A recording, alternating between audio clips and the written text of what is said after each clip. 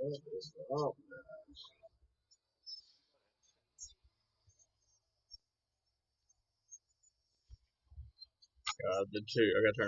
Mechanistischer Brick mit der neuesten Auflage des Kultspiels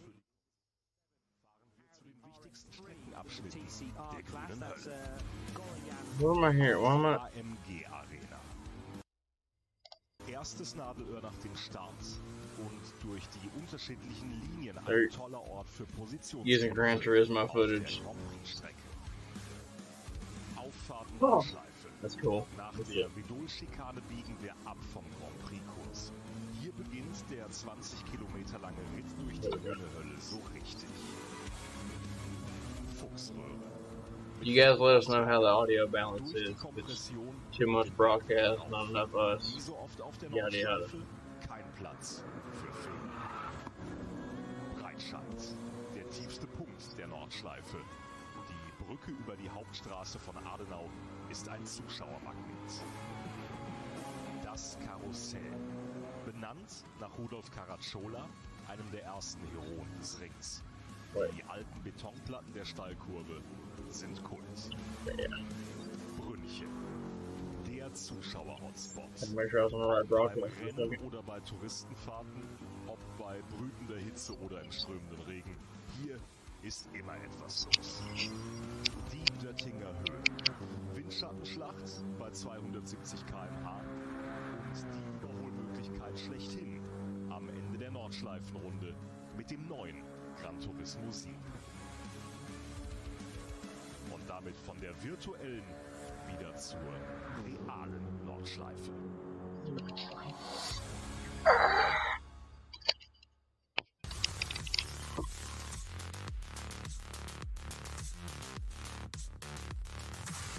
Advertising.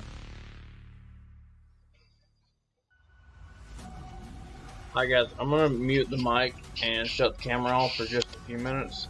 I have a wife who has to get up and work hard and work at a real job so that I can be a fucking loser and sit here and do this all the time. And I just have to make sure she's up and out of the house.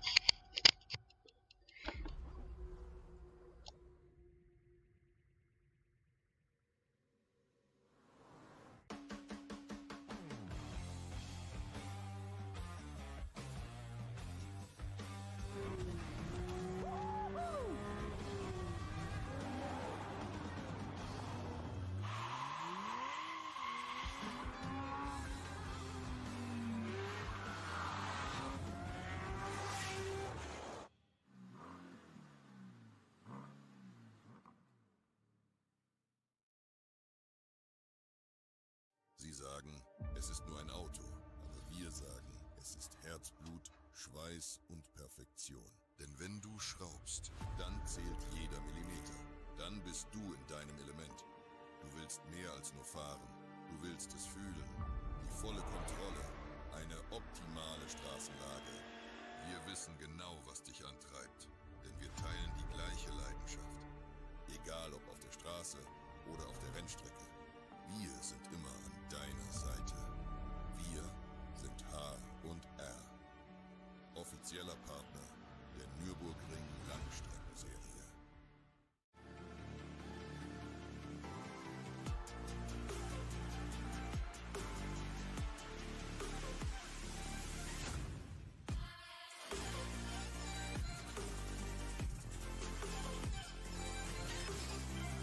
Faltenreifen.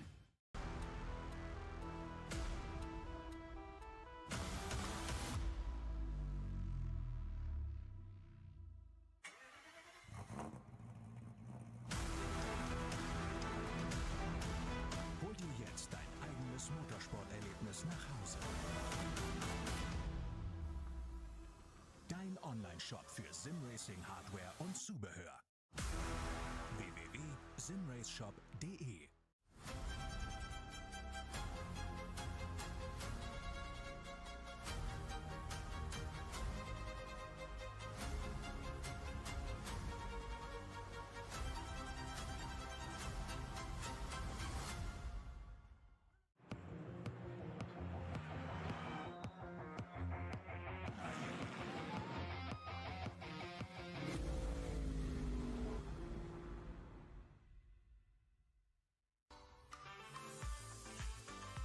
Liebe Fans, Lovely fans. Besucht uns auf unseren Social-Media-Kanälen. Follow us. Auf Facebook, Instagram, YouTube und TikTok. Willkommen bei der NLS.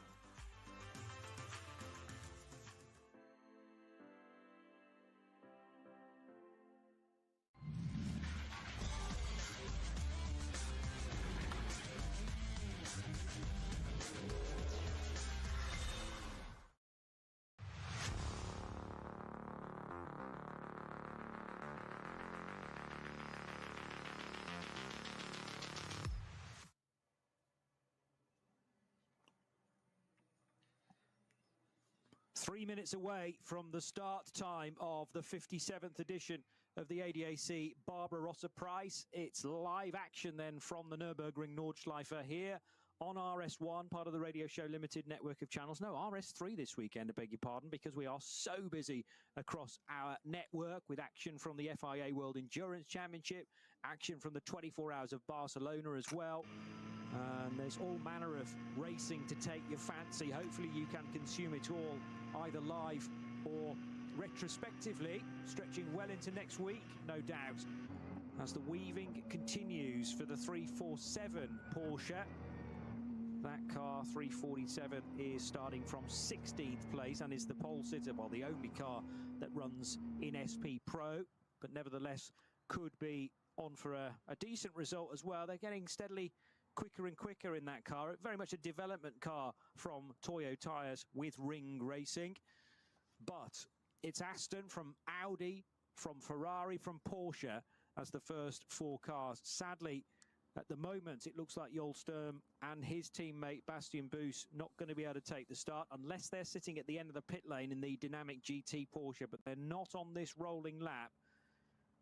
Max Verstappen is, though, and he in that third-placed Ferrari, having done all the running this morning as well, so he will know precisely what the conditions were doing hours ago. I'm not sure it will have changed a great deal. Ambient temperature will be up a bit, so that will be bringing the track temperature with it as well, but there's not a great deal of direct sunlight on any of the circuit. The parallel public road will just disappear into the shade when you compare the speeds. At the moment, actually, the road traffic's doing about the same speed as the rolling lap pace. But you just wait for this first lap down the Dottinger Hill, which is the classic slipstream action potentially, to maybe have a lead change at the end of lap one going into Tiergarten. It must be 3 times that you can go from the Tankstelle up towards the main entrance. Yeah, there can't be many racing circuits in the world where we have a public road running alongside the main straight. Not that the drivers can see it. There's a flank of trees on their left as they approach, but this is not just an ordinary circuit. How many circuits have villages within their infield? This one does, because the villages were there first. The circuit was built in the 1920s all around to bring employment to the area. As I mentioned, so many manufacturers have now got employment in the area. It's a huge, huge draw, and long may the Nurburgring last. But if we've got a new bunch of fans this weekend, of course, this is the second time Max Verstappen has raced here, but the first time he's at the front of the grid. He's racing a Ferrari, yeah, well, not a Red Bull, but it's a Red Bull-sponsored Ferrari, Verstappen.com, run by Emil Frey Racing. But he's on the second row. It's an Aston Martin on pole position, alongside an Audi, and then comes the Ferrari. I'm sure an awful lot of eyes are watching this. Let's see what happens. Don't discount Ford either, with a great result last time out in NLS 8 when Frank Stippel was part of that lineup. He's going to be dancing between 2 cars, it looks like, by the entry list. But now the cars all being given the order to be 2 abreast. It's a rolling start, and as they head out of Tiergarten and over that little lip which brings them back onto the start-finish straight of the Grand Prix circuit, the lead car dives to the right. They're all being shown the red lights on the gantry at this point, but they all turn green now, and hard onto the throttle will go Max Verstappen, who pulls out from alongside or from behind the Aston Martin and draws level. He's going to try and outbrake the pole-sitting car. There's a crash further back, no, and that is the Cup car that has piled into the rear of... Did it hit the Aston Martin? Possibly, or no, the Aston's continued.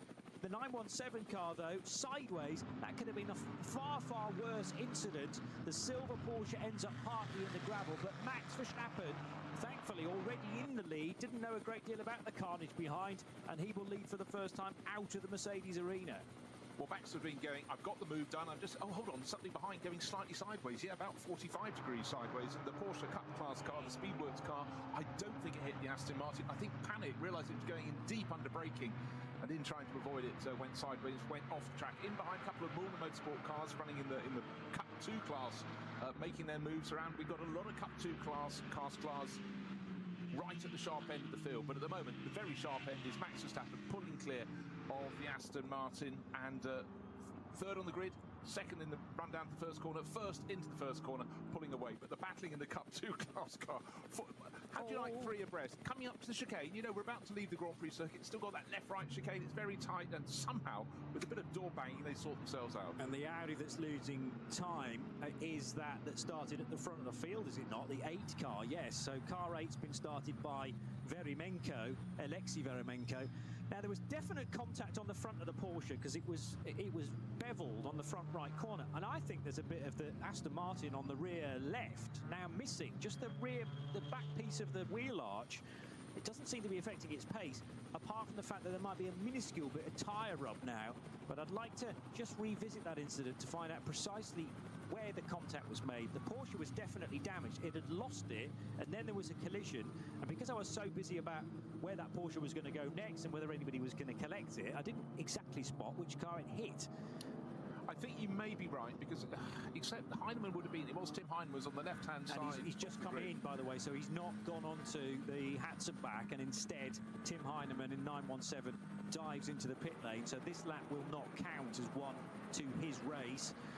Meanwhile, the second group now gets underway, heading down towards the first corner, and the Audi RS3 with the Falcon sponsorship is not that far away from taking, that was almost the Max Verstappen line into the first corner, desperately trying to take the race lead as early as possible.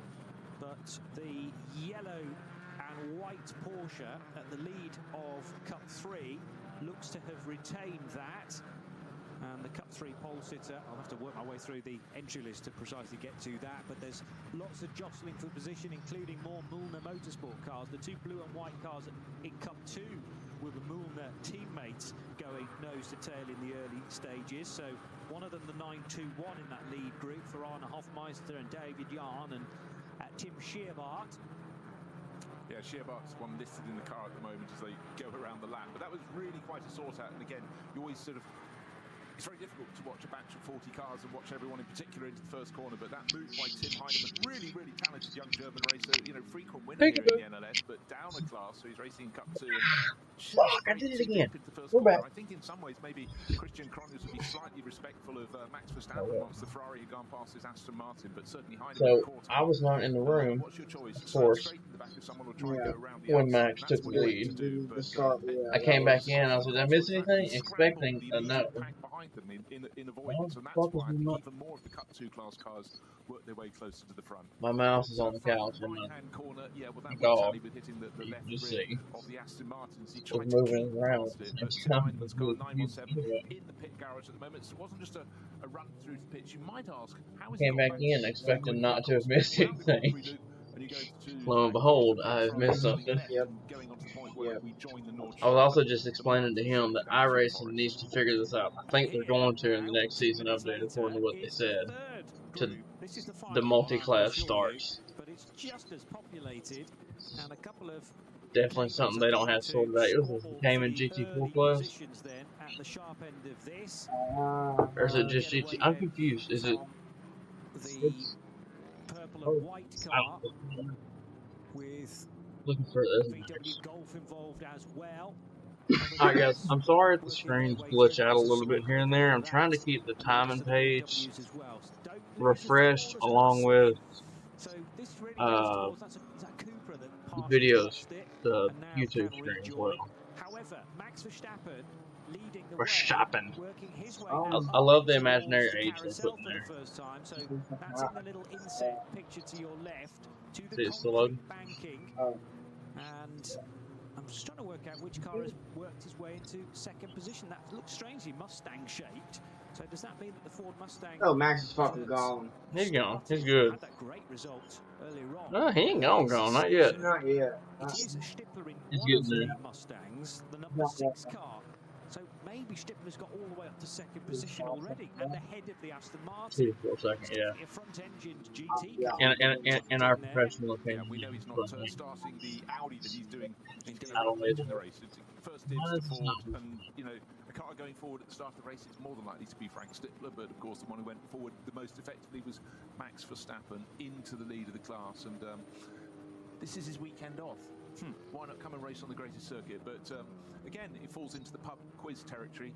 How many starts did it take to get the NLS round complete? All right, guys, I'm having trouble getting the time machine to load up, but it's not worth missing out on the racing. So I'll get it working again soon if I can. More different than Nurburgring Nordschleife to any other circuit in the world. Tried and tested over the years. Uphill, down dale, tight corners, more open corners, but the one overriding element, once you leave the Grand Prix circuit to take the 2 left-handers as Sabine Schmidt curves over a bridge and then drop down to the Hasselback twisters, this is corner after corner. Very seldom can you see very far ahead, and in the space of a short while we will have the very fastest cars, probably led by Max Verstappen, getting onto the tail of the class. It's a fair prediction, I'd say. Just remember, this is something Max Verstappen has gained experience of in his first NLS race, but now he's going to see it again, but this time with one of the front-running cars. He's going to get on the tail of the slowest cars, and then he'll pick his way through. Not that he's shy about overtaking. He's managing. 4-hour race, he's being careful. Quickest time of anybody through sector 2.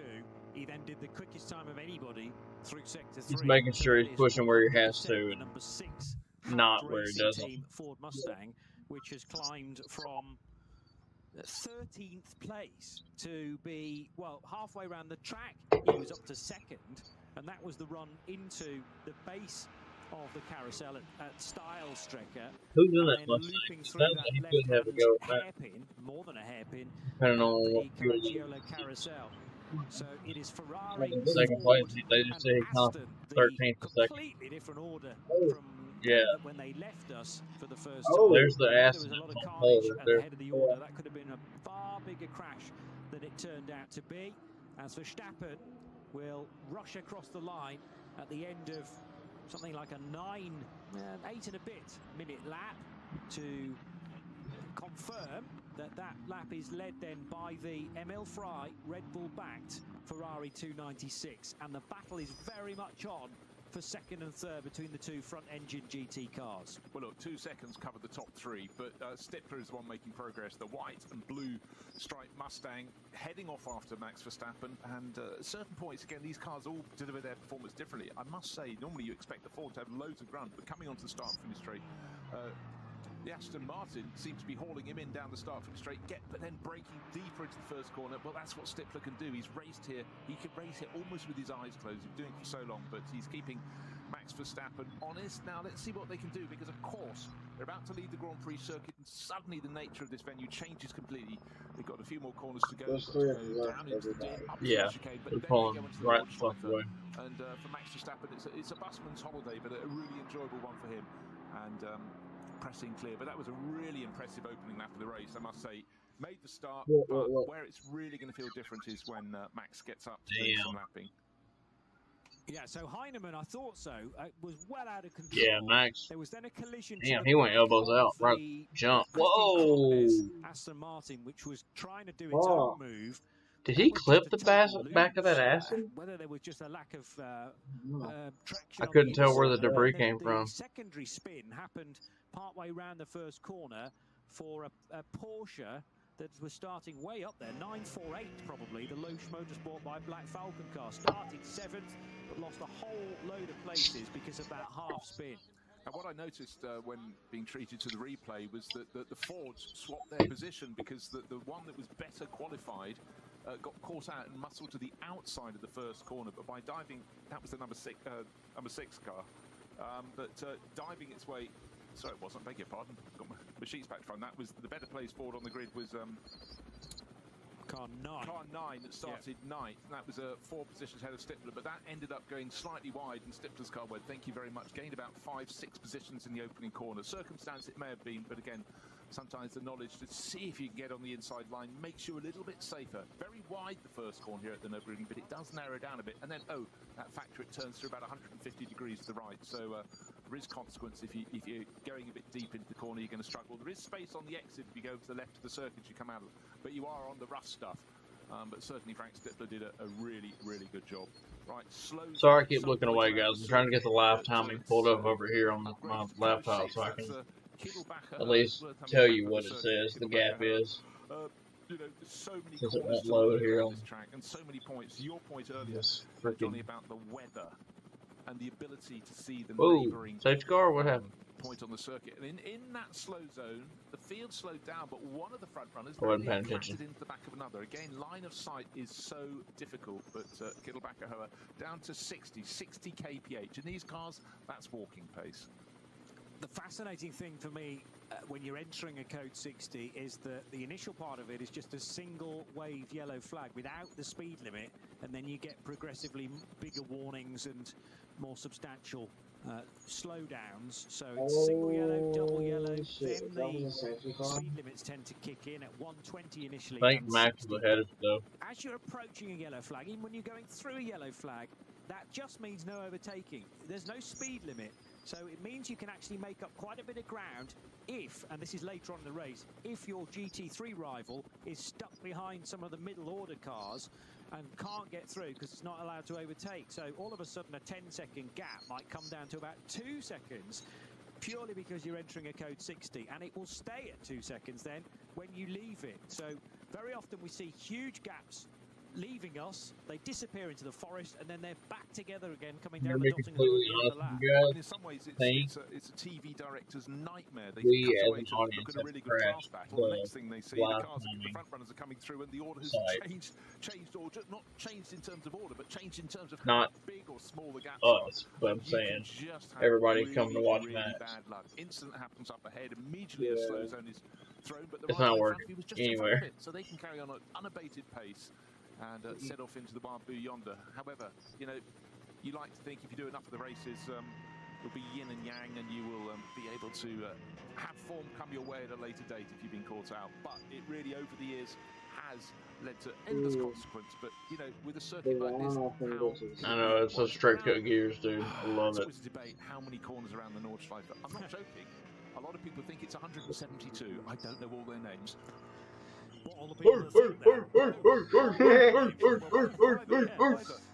Yeah, there's a lot of difference of opinion. I entirely endorse out of there. More than enough, I think, is the answer. Yeah. Or just enough, maybe just enough. When it's a corner, not a corner. I mean, there are little changes of direction of the track between Style-Strecker and the carousel, but whether they're actually corners, because you're still flat through there. But so what Max is doing the first 2 hours, and then I don't know if they have to split the time evenly. Because I think the Aston Martin is solo mode, so I don't know how they're required to split the time. But if I had to guess, Max will go for 3, and Chris will go for 4. If I had to guess. Chad, y'all know, put it yeah, if y'all know, let us know. At the moment, though, Stippler can't get close enough to just start to rattle Verstappen, and that itself takes a bit of doing. I love that imaginary age he's putting on there. Close enough through the Kleiner carousel, and then through the right-hander at Galgenkopf. It might be that Mustang can pick up the toe from the Ferrari, but he may need several stabs at it. We're looking at least 5 racing laps for this opening stint. Meanwhile, Christian Krognes is still circulating. Didn't feel the need to pit at the end of lap 1. And the team, dude, that is incredible to see from above. That's such a cool fucking corner. Pit wall and watching the car come through. The problem is it's sort of on the wrong side of the car for that, the damage on the rear left. But the occasional overhead shot and then the footage being beamed back to them from the Grand Prix track will be very, very helpful. As long as it's not getting any worse, it might be that initial tyre rub has become less serious now. Yeah, it's also worth pointing out. Not me fucking sitting here fucking. The sliding scale when we get closer to the end of the first hour. I love it, dude. This is. But there is normally time within that for rudimentary repairs. This is better quality racing than F1. I'll say F1 is more glitz and glam and fast and storylines and drama and we will face those as we come. It's So fun. It's real. I love it. But Verstappen leading the race, but Frank Stippler for actual door-to-door racing, honest. So it's Ferrari ahead of Ford, Aston Martin hanging on in third place.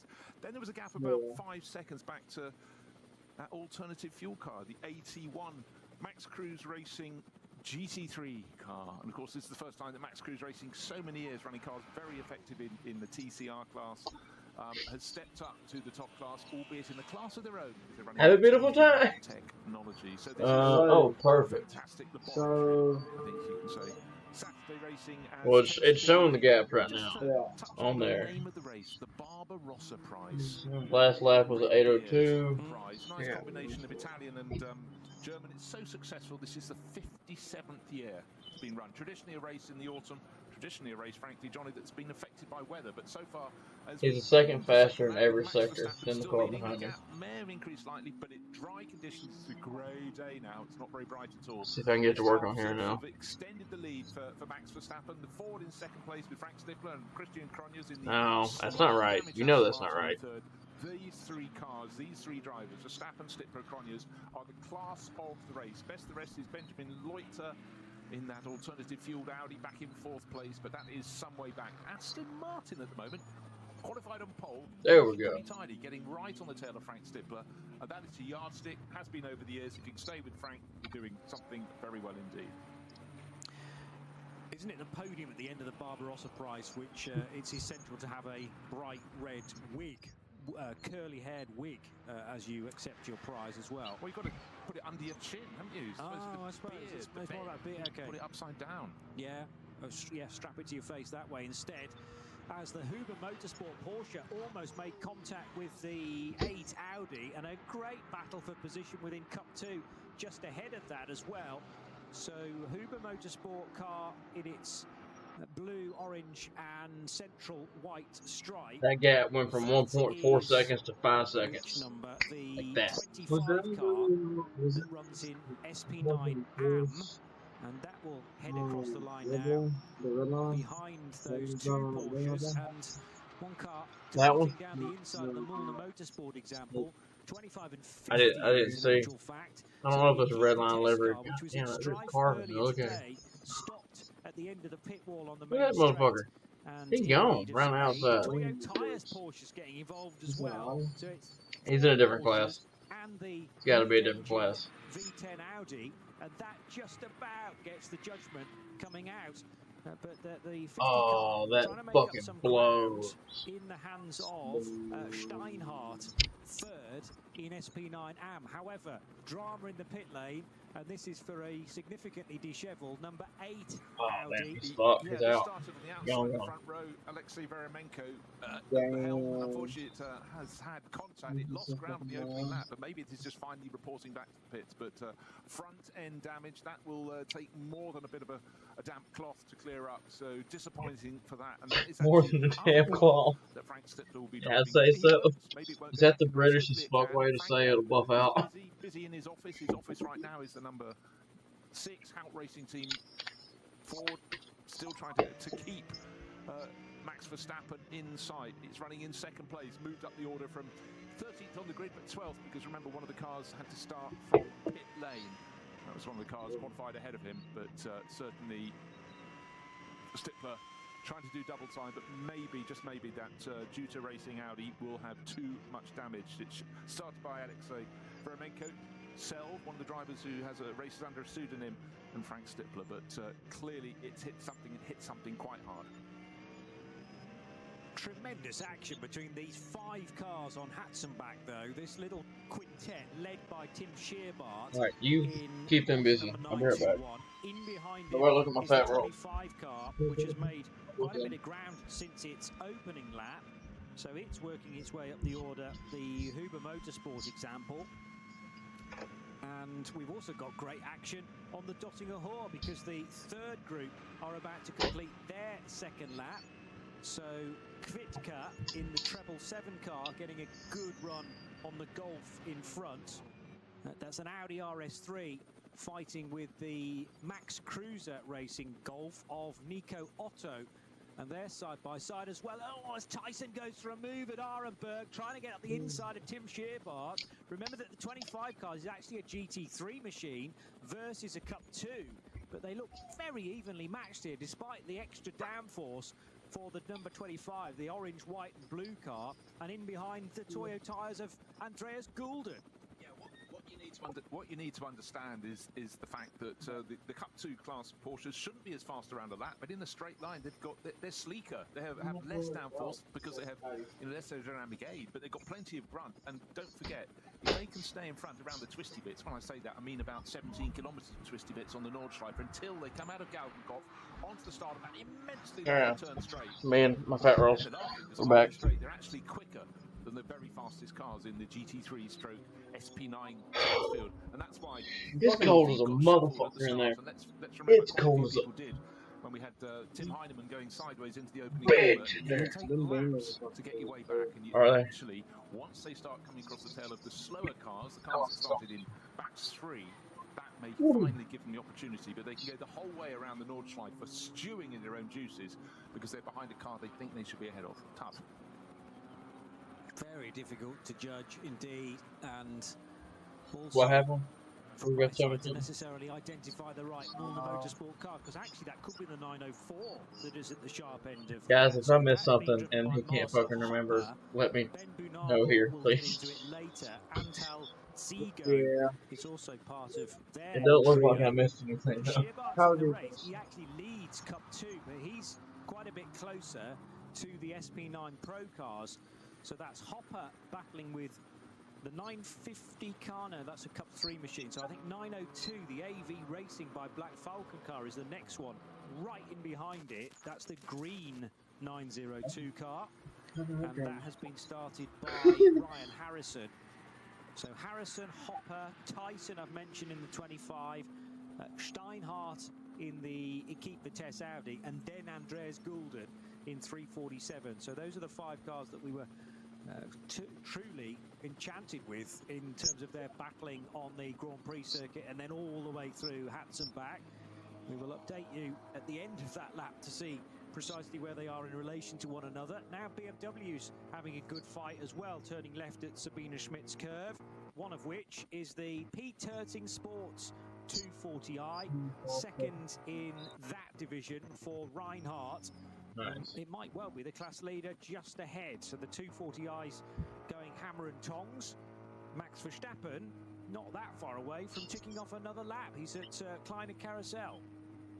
He is, and he's about to come across the first of the tail enders. So this has been the point where he'll show his craft. Of course, he's in a much faster car, a top-class car, but immediately goes around the outside of BMW, finds a Porsche Cayman in his way, however, picks it off, and then that's the point in which he pulls onto the long. It wasn't even that sketchy. I'm just like. Oh, I didn't even see it. I'm literally just fucking staring at the village. That's Nurburgring village on your right. I know. There's gentle rise in the straight. A kink is coming up. He's got nobody. I know. But he was weaving between those fucking Porsches on that corner exit. Yeah. Broken the toe. I was like. Chasing Ford and Aston Martin that are still very close together. But right now he's got a clear line of sight. Up the rise. Kink coming right now. He's got the end of the lap, and right in front of him is a Renault Clio trying to keep out of the way. Does so. He dives up to the inside of that, to the right. Wait for it, wait for it. Oh, tail of his Ferrari coming out a bit. Turns left onto the start-finish straight, and this lead would have gone out. Fastest time in qualifying. We know people don't go too seriously there. 8 minutes and 6 seconds. And the second flying lap of the race, or first real flying lap, because it was 8 minutes and 10 from, that looks even quicker, still 8 minutes and 2 seconds from Max Verstappen, so his lead has been stretched. He gained about a second on that lap, but it's a second across 25 kilometres, so it's really, you know, it's the equivalent of winding 0.2 it's now up to almost 7 seconds. Huh? It's almost up to 7 seconds. Does this, he ran a little bit wide there coming through the second bit of the Mercedes arena. I think that was all in hand though, as Chris Lullen will be waiting in the wings here. The nerves will be jangling, thinking he's potentially going to be taking this car over in the race lead, which is high pressure considering Chris did relatively little running this morning.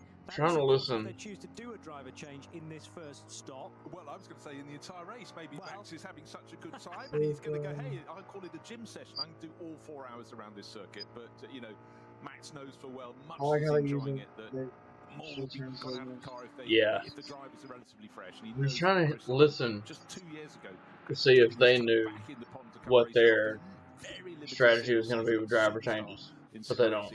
They're like, Mass could run the whole 4 hours if you wanted to, or they could split it however they wanted. And now the Nordschleife series to really show the craft that he's honed on sim. Max might be like, you know what? A lot of the drivers in the field, the younger drivers would have done. I ain't risking this fucking lead. I ain't giving it up. Leo DiCaprio and Wolf of Wall Street. I'm not fucking leaving. Unless someone's got a problem, he will lap maybe only the slowest 2 or 3 drivers in the field once. Here he's going to be lapping all race, and talking about lapping, we're having some amazing racing. Johnny's been talking at length about the Huber Porsche really getting bottled up behind a couple of Cup 2 class cars, and the driver has had enough. So going into the final sequence of corners to end the lap, before coming to the start finish straight, dived up the inside. We all held our breath. Oh, knew that was coming.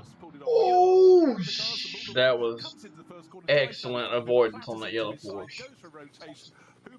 Porsche carries on, and the challenger from Mulder got it wrong. He bought that fucking fake dive bomb he sold him. To be a bit too ambitious, having been caught a cropper by Joachim Tyson at Tiergarten. So it was Tyson in the Huber car down the inside. There's a Ferrari in this mix as well, which is clearly not the. How much damage does he have? Sadly, Marcel Hopper in 904 stranded. How much damage does he have? And now a lick of flame from the back of that car, but partially on the grass, partially on the asphalt. The problem is the yellow car sold that fucking fake dive bomb to him. So he had no choice. He just. Hopper. I'm not sure at any point was this ever his corner. He didn't make the corner is the key thing. Yes, okay, he was fully alongside, but he prevented Tyson from turning into turn 1 properly. He did too, and then that was. They're acting like he was aggressively diving for a pass. That was just him going on defensive and sending it too deep, doing it. He wasn't going for that pass. Opening section of the race for them, but the deal is done. Dynamic Motorsport Porsche. Remember, this is the one that's sitting in the pits now, but it's in the pit lane, which is an. If everybody's saying that we didn't have that much to say during qualifying, I'm sorry, but fuck. Well, how much is there to really say? Especially when it was an all-German broadcast. I don't know what the fuck they were talking about. At least here I can listen in and go, oh, okay, you know, whatever the fuck. Yeah, it's frustrating to have everything prepared. The qualifying went well this morning. The turnaround between the sessions seems to go to plan. Not ready to start. Shit. Hey, you missed your pit box, Tommy. 2 laps since the start of the race, but unfortunately for them, 3 laps is what's required if you need to be at the front of this field. So they lost a lap on that opening lap, and they're losing more time while they're sitting in the pits. But at this point, your race has become one of development work for the rest of the season, of course. 2 weeks' time, we'll be back here again on the Nordschleife, see which other names have been put into the pot and stirred around, and always new faces in new places. And I suppose the big lottery is how many cars will Frank Stippler be in that one? Will it be 2? Will it be 3? Come on, Frank. Got to try harder. Rejoining Marcel Hopper in 904, although is that actually the sister car? Because Tim Scheerbart is still going very nicely. He's in splendid isolation, however, as the lead Cup 2 car. No, that is the recovering Marcel Hopper, number 904. But if you capsize at any point of 921 in very similar colours. It's weird how glued they do look to the track from the outside, but when you're. Obviously, we haven't driven one in real life, but closest we can compare it to is simulators. When you're driving them in sim, you are on the fucking limit. You do not feel glued to anything. You feel anti-glued. You feel like the opposite of glued. But yeah, from the outside, they look just sucked to the fucking like they couldn't come off the track if they tried. Yeah. He had to slightly jink, having already turned into the first corner to keep out of the way. But it was side on side. It wasn't a big impact, but the loser was the attacker, and that was Hopper. Round went, and those in behind, largely in the Cup 2 Porsche class, did very well to avoid him on the exit of the first corner. Could have been a lot worse, and also for the Ferrari that I was trying to identify as well. That was Klaus Aberman, I think. Yeah, yes it was. Car 21. Well, absolutely. For the second round running, he's just running solo. And bear in mind, Klaus, for years, his team here, Frickadilly Racing. I mean, how many teams are named after meatballs? Probably the only one in the world, but I stand to be corrected. Such a staunch supporter of all things. The meatball team. Sabine Schmitz, who was meatball team. Star of the Nordschleife. Alas, she died a few years ago. But Klaus raced on. Then he had his moment in the sunshine. when he decided to enter a change from running Just Porsches. scrolling. I don't think I'm Years gonna and years recognize ago, any of Nordschleife these to last run one of the names. brand new But I'm just seeing if 296 any of them GT3 jump out. Like old, Ferraris, and get not this, even old. turned up, won the Nurburgring 24 Like Hours in drivers I've heard of. 2023. And that was just a weekend before the Le Mans 24 Hours, with Ferrari So returning I for just the first entered time in under 60 years. So they gave him a good luck story. I'm sure it paid a few of his bills, because they said thank you. Huge publicity for them. And he's raced on with the Ferrari ever since. But racing solo suggests he's probably not likely to do all 4 hours. Maybe he just wants a Saturday morning run out. But he's running just outside the top 10. So, in fact, he's down in 18th place after that sort out. But, you know, good to have him. Good to have him out on the track. And just his passion for this place knows no bounds. And when his crew was about to win here a couple of years ago in the 24 Hours, he was just as happy. He looked just so happy, but so nervous until it literally was going along, dotting her on the final lap of the 24 Hours, and victory was finally his. You could sense the beer bottles being opened in the back of the garage. And a few frikadellis will have been polished off, I'm sure, in celebration of that as well. Yannick Reinhardt in the BMW 240i Racing Cup car, which runs in a class exclusively for BMW 240i's, but is not just finding fellow category members, but also the Audi number 321, which is the Gorian RT by Sharkey Racing entry. So doing the opening stint there as Valers, sharing with Jens Wolf and Moritz Rosenbach, and they run in SP3T, so that gives you the overlap between 240i, TCR to a certain extent, and the SP3Ts for the turbocharged rear-wheel drive cars. The car with the number 1 on it is the defending champions. That's from a team perspective rather than the drivers. Curb touches. I know they know which ones they can touch and can't. Like that one. That. Which is another With a time the instant. Scary. Backing. Very scary. But yeah, that car, like that. I'm not sure where that is placed in the championship currently, but clearly 240i is another area of the grid that you can score well, because it's such a popular division, as now Abelan is side by side with Andrea Skulden as they leave Brunchen and head through the ice curver. Ferrari now ahead of the Toyo tyres with Ring Racing Porsche. Now, touching, if I may, on the M240i Racing Cup class from BMW. Over the years, they've named one of their cars, brought it on, and have their own championship within this. But what they do, they place a lot of their young drivers. They take a look at how they can fare around this circuit in this championship. It gives them a lot of driving time, because a lot of races they might otherwise be doing in that sort of car would be short, 40-minute sprints or whatever. They see all the vagaries of the weather, the other cars, dealing with the faster cars coming through, and it's always worth watching. We've had the M240i, I think this is its third, possibly its fourth season, but it's always hotly contested. We only have 4 cars in it. Sorry, 4, I cannot count. 7 cars in it, I can count now. But some great names, but you have people who are just, some people are very happy just doing the shorter races, but I think there's something special here.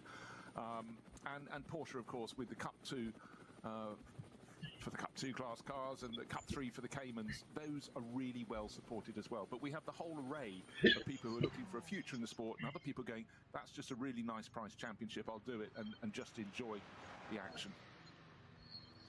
And now, having wriggled free of a properly fraught area of the grid, Joachim Tyson is finally making a bit of ground back to his fellow 10.7 second gap. runners. Oh, it's already on that screen too. But remember, that is an SP9 AM car, so it's all dependent on your driver makeup and their grading within the FIA metals system. So there'll be some bronze and silvers in that, and highly unlikely to be a gold. Although there's sometimes room for 1 if you've got maybe a 4-driver lineup. Repairs continuing for a different car this time. The 492 Hyundai i30N is now in pit lane, sadly, for Stenley Marketing, and this is the Fabian Tillman car, which started down in 61st position. It's a VT2 car. VT2's grouped slightly differently compared to last year. in that they put the four-wheel drive cars in with the front-wheel drive machinery this year. It used to be with the rears. Yeah, it's a two-pronged division, VT2, depending on where you're getting your drive from in the car. I mean, again, I will say this Chris Lowland kid's supposed to be really good, so I don't think Max will have too much trouble actually handing the car over when it's all said and done. I think he'll be fine with it. You've got to be aware of who's coming. He's got at least 2 hours to build a gap out. Is that driver in my mirror in my class or not? But anyhow, lots to be considered. So on we go. Gap between first and second at the end of 4 laps. It was out to just almost 11 seconds. That's Max Verstappen leading in the ML Fry Racing Ferrari from still the Hout Racing Team Mustang, which has gained 8 seconds now over the Walking Horse Aston Martin. Maybe there is a little bit of damage for Christian Cronje's car after that strike going into the first corner, but that's the runner. And Max Cruz Racing in their alternative fuel top class car, but running in a class of its own because of that is Benjamin Leuchter running very nicely in 4th place. He's another 9 seconds back. So quite evenly spaced the first 4, but it's stretching the whole time. Another 9 seconds behind that in 5th place is Fabio Scherer in the 2nd of the Hout Racing Mustang. So the Blue Oval took a win last time out. They may do so today, but one person is trying very hard to stop that, and that's Max Verstappen. So, and by the way, in terms of the pace, Max has already lapped 10 seconds faster than pole position. But pole, as I say here, it's about really getting your side to laps in greasy, slightly misty conditions. Still not overly bright, but it's dry track conditions constant, which is good news. But last time around, both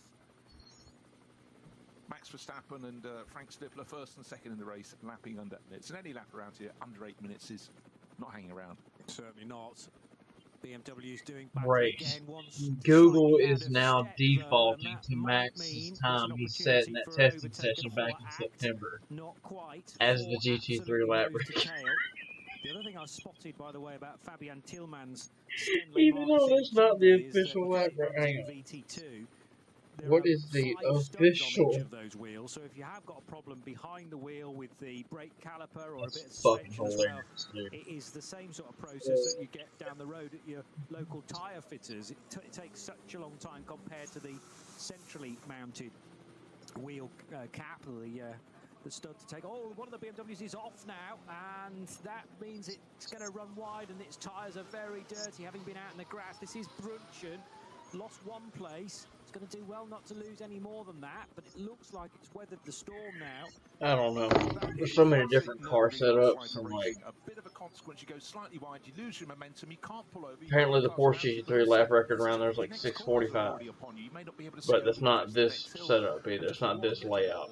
Yeah. I don't know what this layout's called. Lost a couple of seconds, but 3 places. If y'all know the layout, where's my fucking hands? This camera's weird. Yeah.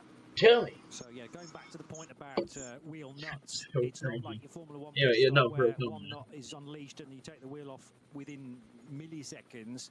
So if he does break the lap record during this, we can know it immediately. Wheel gun, well, and then you know, gain access. But with the time pit stops, it's less. It's damaging. a GT3 lap record at 6:45. We are working lap 5 of this opening stint. So. Look for the lead BMW. See this again. It's just way too much curb, and that put it out onto the outer curbing.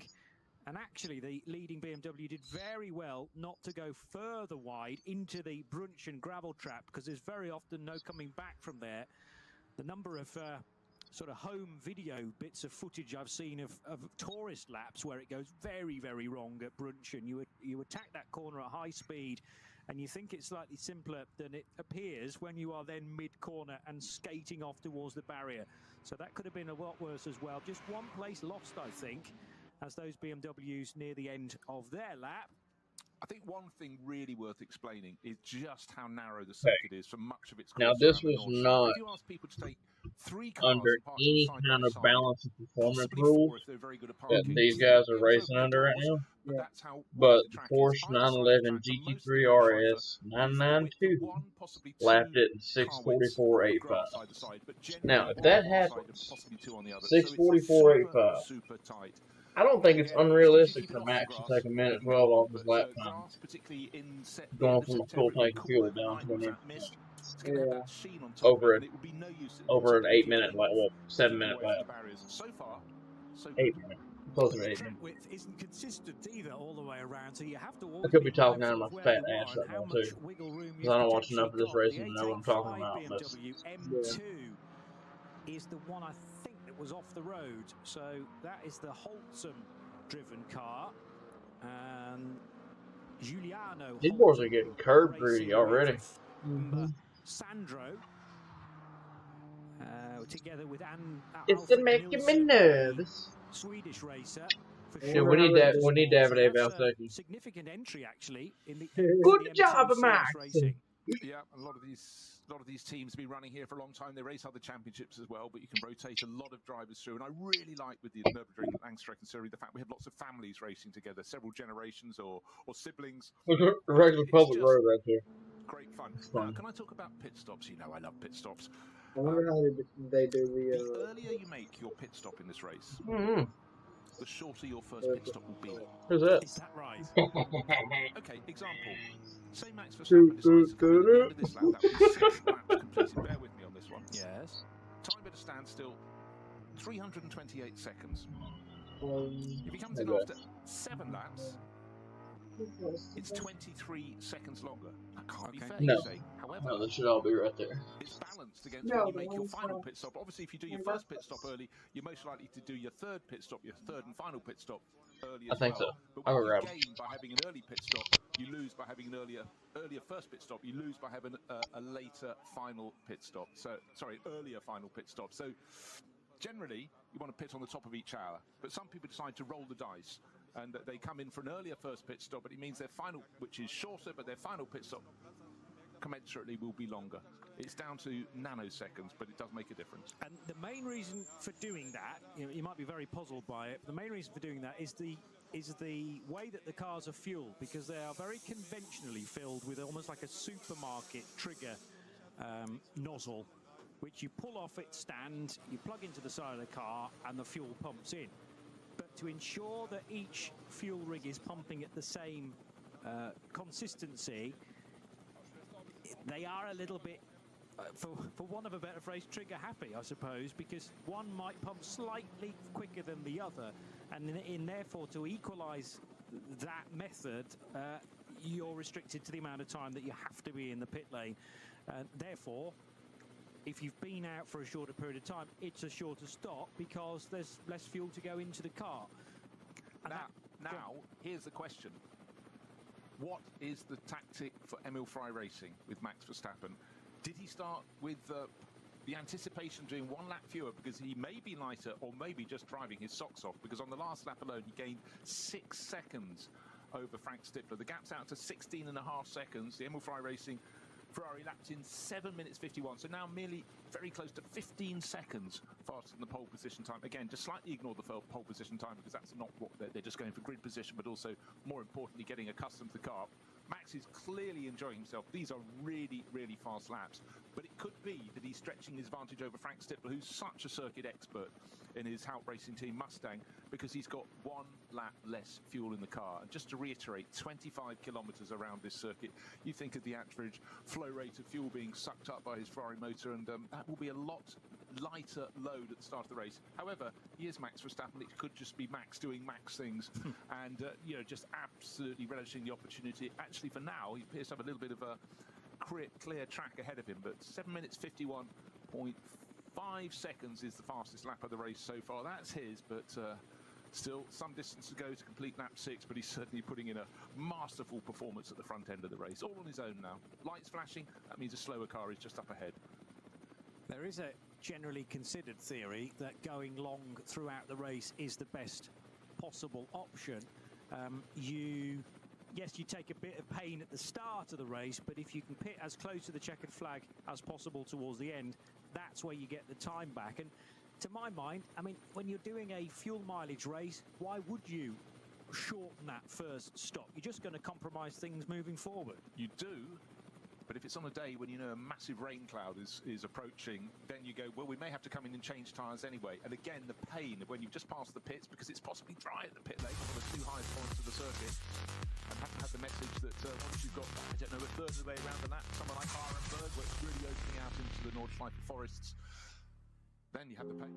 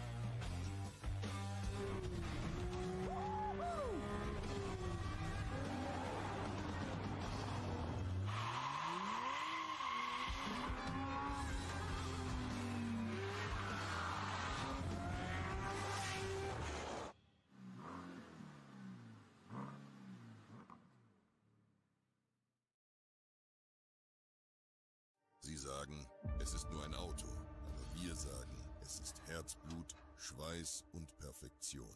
Denn wenn du schraubst, dann zählt jeder Millimeter. Dann bist du in deinem Element. Du willst mehr als nur fahren. Du willst es fühlen. Die volle Kontrolle. Eine optimale Straßenlage. Wir wissen genau, was dich antreibt. Denn wir teilen die gleiche Leidenschaft. Egal ob auf der Straße oder auf der Rennstrecke. Wir sind immer an deiner Seite. Wir sind H&R. Offizieller Partner der Nurburgring Langstreckenserie.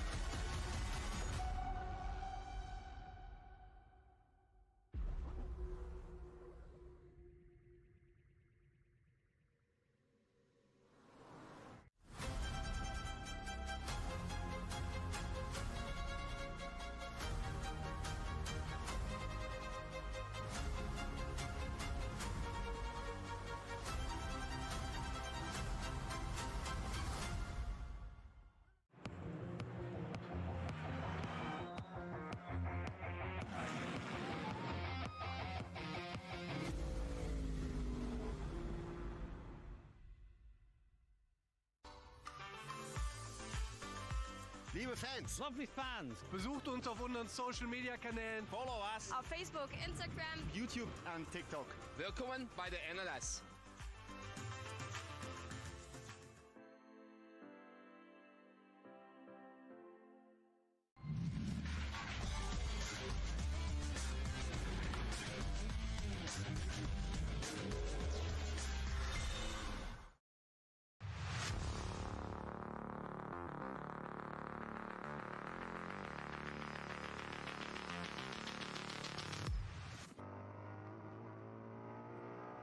Huge in regular motor racing, but that is part of the feature of this circuit and the way things go. So will at the end of this lap, when 7 laps are completed, will we have Max Verstappen coming into the pits to make a pit stop, or will he go for one further lap? But already we're getting cars in, and one of the Mustangs is coming to a halt, and that is the one from 5th place, Fabio Scherer, bringing on board. And the dolly jacks go underneath. That's not because they're probably going to tip it round and pivot it into the garage, but they need to pivot it so that the car is parked at 45 degrees from the pit garage, so nose sort of roughly towards pit exit. And looks like a driver change is going on. No, not at all. Just a bottle of water passed in, or what, a drink of his choice. And so clearly Fabio is going to carry on for a little bit longer in that. He's showing that with Jan Mardenborough and Dennis Fetzer. So maybe Fabio's going to do a double stint at the start, and then the others are going to get 1 stint each. But that's in after only 6 laps. So that may actually be a car that's got a possible problem. Or is this just a lot of teams deciding to pit as early as they can? Remember, 5 laps is the first time you are permitted to pit for fuel. So Ben Leuchter came in his number 22 Audi R8. There was also a stop for Fabio Scherer, as we're dealing with. Not Fabio Scherer, the number 9 car, which is, Fabio Scherer. I'm second guessing myself then, but Scherer brings the Ford Mustang in. Talked about Tim Scheerbart coming in to hand over to David Yarn. Noah Nagelsteak has definitely taken over the number 948 Loesch Porsche, so that's stopped. And then there's some more Cup 2s that have come in after only 5 laps. The 900 Cup 2 Porsche, the 901 for Fabio Grosser, and Klaus Abeland's Ferrari made a stop as well, where he's got nobody to hand over to, we reckon. Yeah, handing over to himself by the sound of things. And as soon as you get cars starting to pit, possibly rolling the dice 1 lap earlier than thought, but maybe it's just what they intended, I automatically look to the sky, see the shape of the clouds. You need to be a meteorologist doing any events at the Nurburgring Nordschleife.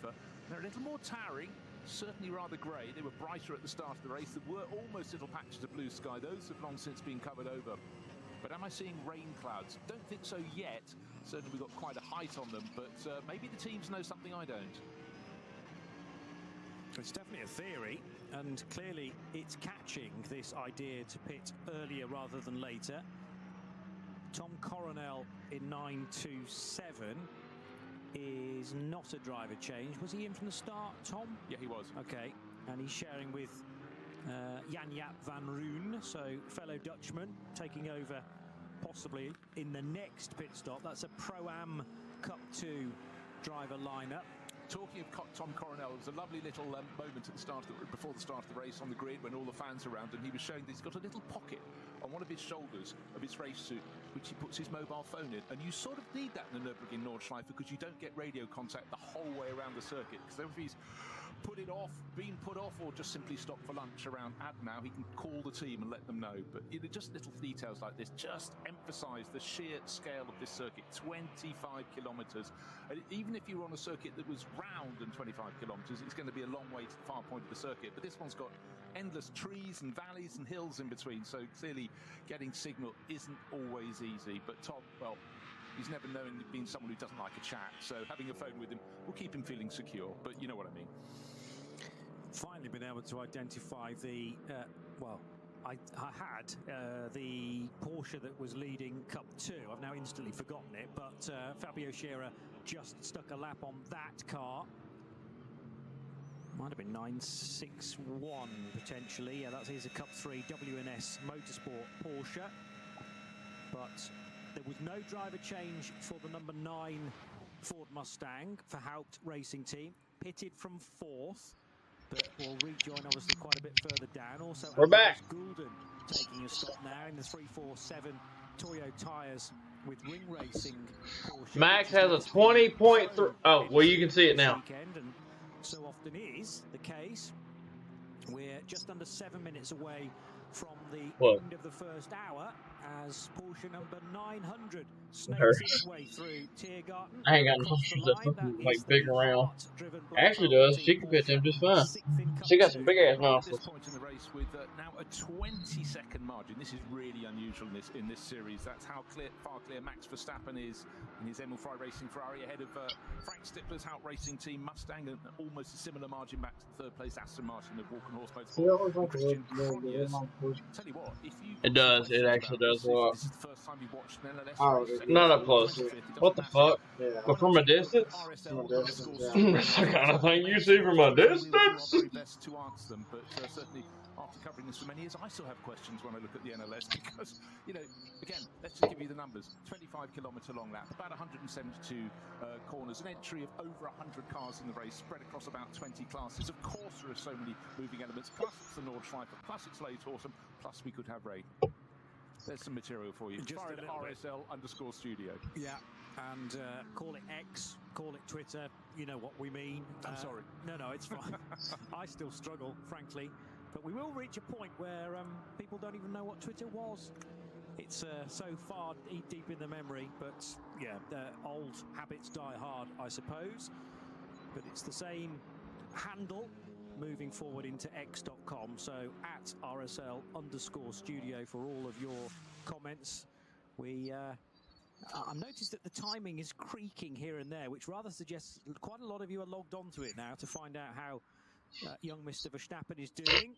I'm still talking about lap 4, but we're on lap 7. I know. Yeah. You hear what he said? He said the timing page is creeping a little bit. I'm trying to keep tabs with the number of laps that have been completed, but I have to say that the graphics tower over to the left there is helpful. This is the end of lap 7. This is where we will see Max Verstappen making his first stop of the race. So the scene, powering down the Dottinger Her. 4 cars in front of him. They're all in classes that are slightly slower. He doesn't want to lose a second. He's sitting on a lead of over 20 seconds. But through the final sequence of corners, no, not yet. Oh no, their pit entrance is here. He is. How'd you know that? Because he had the. How the fuck did you know that? How the fuck did you know that? Is Chris Lallam, his teammate, going to take over, or is Max going to do the opening? Yeah, whoever that guy is. Go for 3, and then we'll see what happens for 4. But I'm fairly like his sure first stop or Max is something. enjoying the first racing run in the top class. That was a 7:55.2 as an in lap. And that is still timed to the control line rather than the point that he enters the pit lane. But obviously, you lose time with the. Sorry, he's undercutting the guy behind him. That he's going to be getting out of the car. It's up on the dolly jack, so being rotated to the 45 degrees now. This will be a strange sensation for the Formula One superstar, 4-time F1 champion. This year does look like it's the first in the last 4 where he will not take the main crown, but he is also excited to be broadening his horizons moving forward, desperate to be part of the Nurburgring 24 hours, maybe in 2026. Surely the 24 hours of Le Mans has got to be on the radar as well, whether that be in a GT car or in a prototype. But he's done, well, you could argue that he's sort of achieved everything in Formula One, and he's still as hungry as ever to continue the titles flowing. That's what he considers his day job, and this is the sort of hobbyist type racing. You described it as a bossman's holiday. It is exactly that. His weekend's off. He wants to be behind the wheel of a different racing car and going just as fast as always. So there'll be a new set of tyres, a slurp of water as well for the Dutchman, and back into the race very shortly. So get the goddamn It's crazy how chill these pit stops are though compared to the finish, but if he does, that gives him the wheelman's just like so he's a bit more work in on this rather grey weekend at the end of September at the Nurburgring. Take a smoke break before we send her back out, you know. With those world titles and effectively hitting the ground running. First season in cars was Formula 3, placed 3rd in the European. The other car is saying quicker. There we go. Now we're getting him out of here. And I think he just wants to put those skills everywhere. He'll have watched these races. There's no way that his father Jos made him only watch Formula 1 and other single-seater events. He loves the diversity of the sport, and I really appreciate it. And I do hope when he goes back into the paddock next weekend, just spreads the message. A lot of his rival Formula 1 drivers will be watching just to see how he gets on. But cast your mind back a handful of years when almost the ultimate arrival at a Formula 1 press conference, certain Nico Hulkenberg turning up and said, "Hey guys, what did you get up to last weekend?" and put the Le Mans Winners Trophy on the desk in front of him. Lots of applause for that. And I think, many of his rivals are going to be very envious. Their careers have been very single-seater oriented, karting single-seaters, get to Formula 1, which is absolutely fantastic. But I think to do more things, try circuits haven't done before, would be for the benefit of absolutely everyone. Did Jos's dad ever race GTs? No way. Jos was, until he went over to race single seaters all the way, but I'm fairly sure he never did GTs of any form. Maybe he wants to do some. Well, yeah. Hey, he might even be in this race under a pseudonym, racing in one of the junior classes. in a TCR car, perhaps. Be great to have the two of them in the same car. Jos did race at Le Mans in LMP2 and in LMP1. Somebody explain! In actual fact, but yeah, I can't see any significant tin top action or GTs for that matter as Verstappen rejoins the race. Now he will have lost the lead as a result of this because of where the other cars have pitted. Remember, he was one of the last of the batch to make a stop, So it'll be a while before the timing screen catches up. Okay. Obviously, from a net point of view, still very much in a comfortable position. Now, remember, if you pitted a lap earlier, you probably come out the head. We've just seen that as the Walkenhorst Motorsport Aston Martin came in from third place as those top three pitted at the end of 7 laps. And it saw a white and blue Ford flash past it. It wasn't the one it came in behind, which was Frank Stippler's car, but it was the one that Fabio Scherer came in after 6 laps, stayed on board. So he's gained track position, but he knows his final pit stop is going to be earlier than Walkenhorst Motorsport car. It's going to be 1 lap earlier, and that can have a huge difference. Right, best lap in the race, let's call it 8 minutes. It wasn't, it's 7 minutes 51. And when you get to this, apply the sliding scale, you will discover that that final pit stop, if it's 8 minutes earlier, could be as much of a difference as just checking 20 seconds. Checking out the damage on the rear left corner. It's that tiered section of the back of the wheel arch which is missing, but I've seen many an Aston Martin through the years run without that, without too much of a problem. There was a wisp of, I think it was a little bit of smoke or possibly steam. Difficult to tell from that distance, but yeah, the Aston has been rather remodeled, but Christian Krognes did well not to disrupt his stint too much. He got it to the end, they stayed within the rhythm, and the car rejoins now in the hands of Mateo Villagomez, the young Ecuadorian. Yeah, he's been racing this year in the GT World Challenge. You needed to know his history, but I love it when you get people from countries that don't traditionally have a strong racing scene coming and dipping their toe in the pond. And GT racing, in some way, has allowed that to happen more than single-seaters. It's not as expensive to do. You're sharing the cost with other drivers in the cars, or some of the others that might already be work-supported pro drivers. But again, you know, the more countries, the better. Welcome. But Christian Krognes is being interviewed at the moment. Actually, looks remarkably upbeat, so clearly the damage wasn't too bad, but it would have been something, even if it's just something lodged in his mind, because it would have been a big thump as unfortunately Tim Heinemann got it wrong going into the opening corner. But you don't normally see a car going about, what, 30 degrees out of true, having just tried to jink around the Aston Martin and off to the left-hand edge into turn 1 when the Cup 2 class Porsche and scattered those behind. But that said, could have been a whole lot worse. Certainly so. I mean, first of all, the recovery or the reaction speeds of the cars immediately behind. Also, to an extent, Tim Heinemann, because he didn't try and get the car immediately straightened up. Oh, I love it. I've lost this now. I've made a mistake. The car is hugely sideways and I'm heading towards the gravel, and it's better that I don't try and jink it back into line as quickly as possible, because he could have easily spun the car right in front of the majority of that field in the first group. Max Verstappen may have seen a real run of colours in the rearview mirror, the silver from right to left, but because he was already leading the race, it wasn't a huge concern for him. He was more focused on the apex at turn 1 on that opening lap.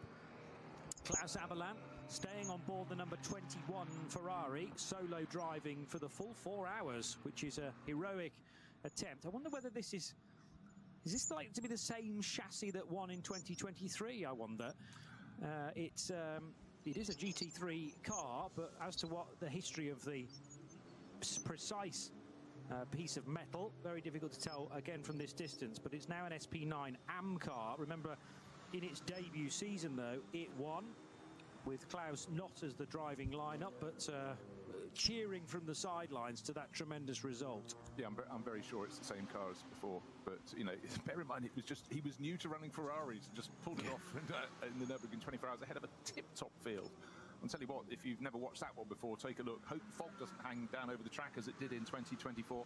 Tell you how bad it was. Our commentary position, if you remember, Johnny was opposite the pit lane, by the tower at pit in, and we were clearing up because the race had to be stopped eventually because the helicopters, the rescue helicopters, couldn't fly, and the highest points of the circuit, which is the pit lane and her act, which is 2/3 of the ways around the lap, they were in the fog. Everything else, beautiful sunny day.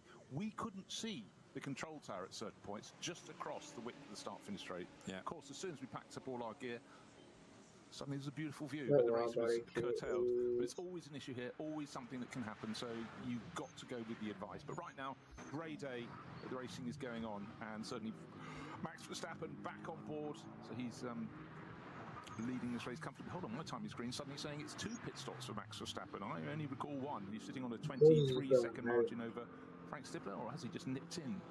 I do not think so. No. As you said, there are a few vagaries on the timing screen. Yeah. And I'm sure one or two of you are experiencing those as well. But this is the out lap for the Ferrari. He won't have another chance to come in, I don't think. Unless for some reason Who said he did 2 pit stops?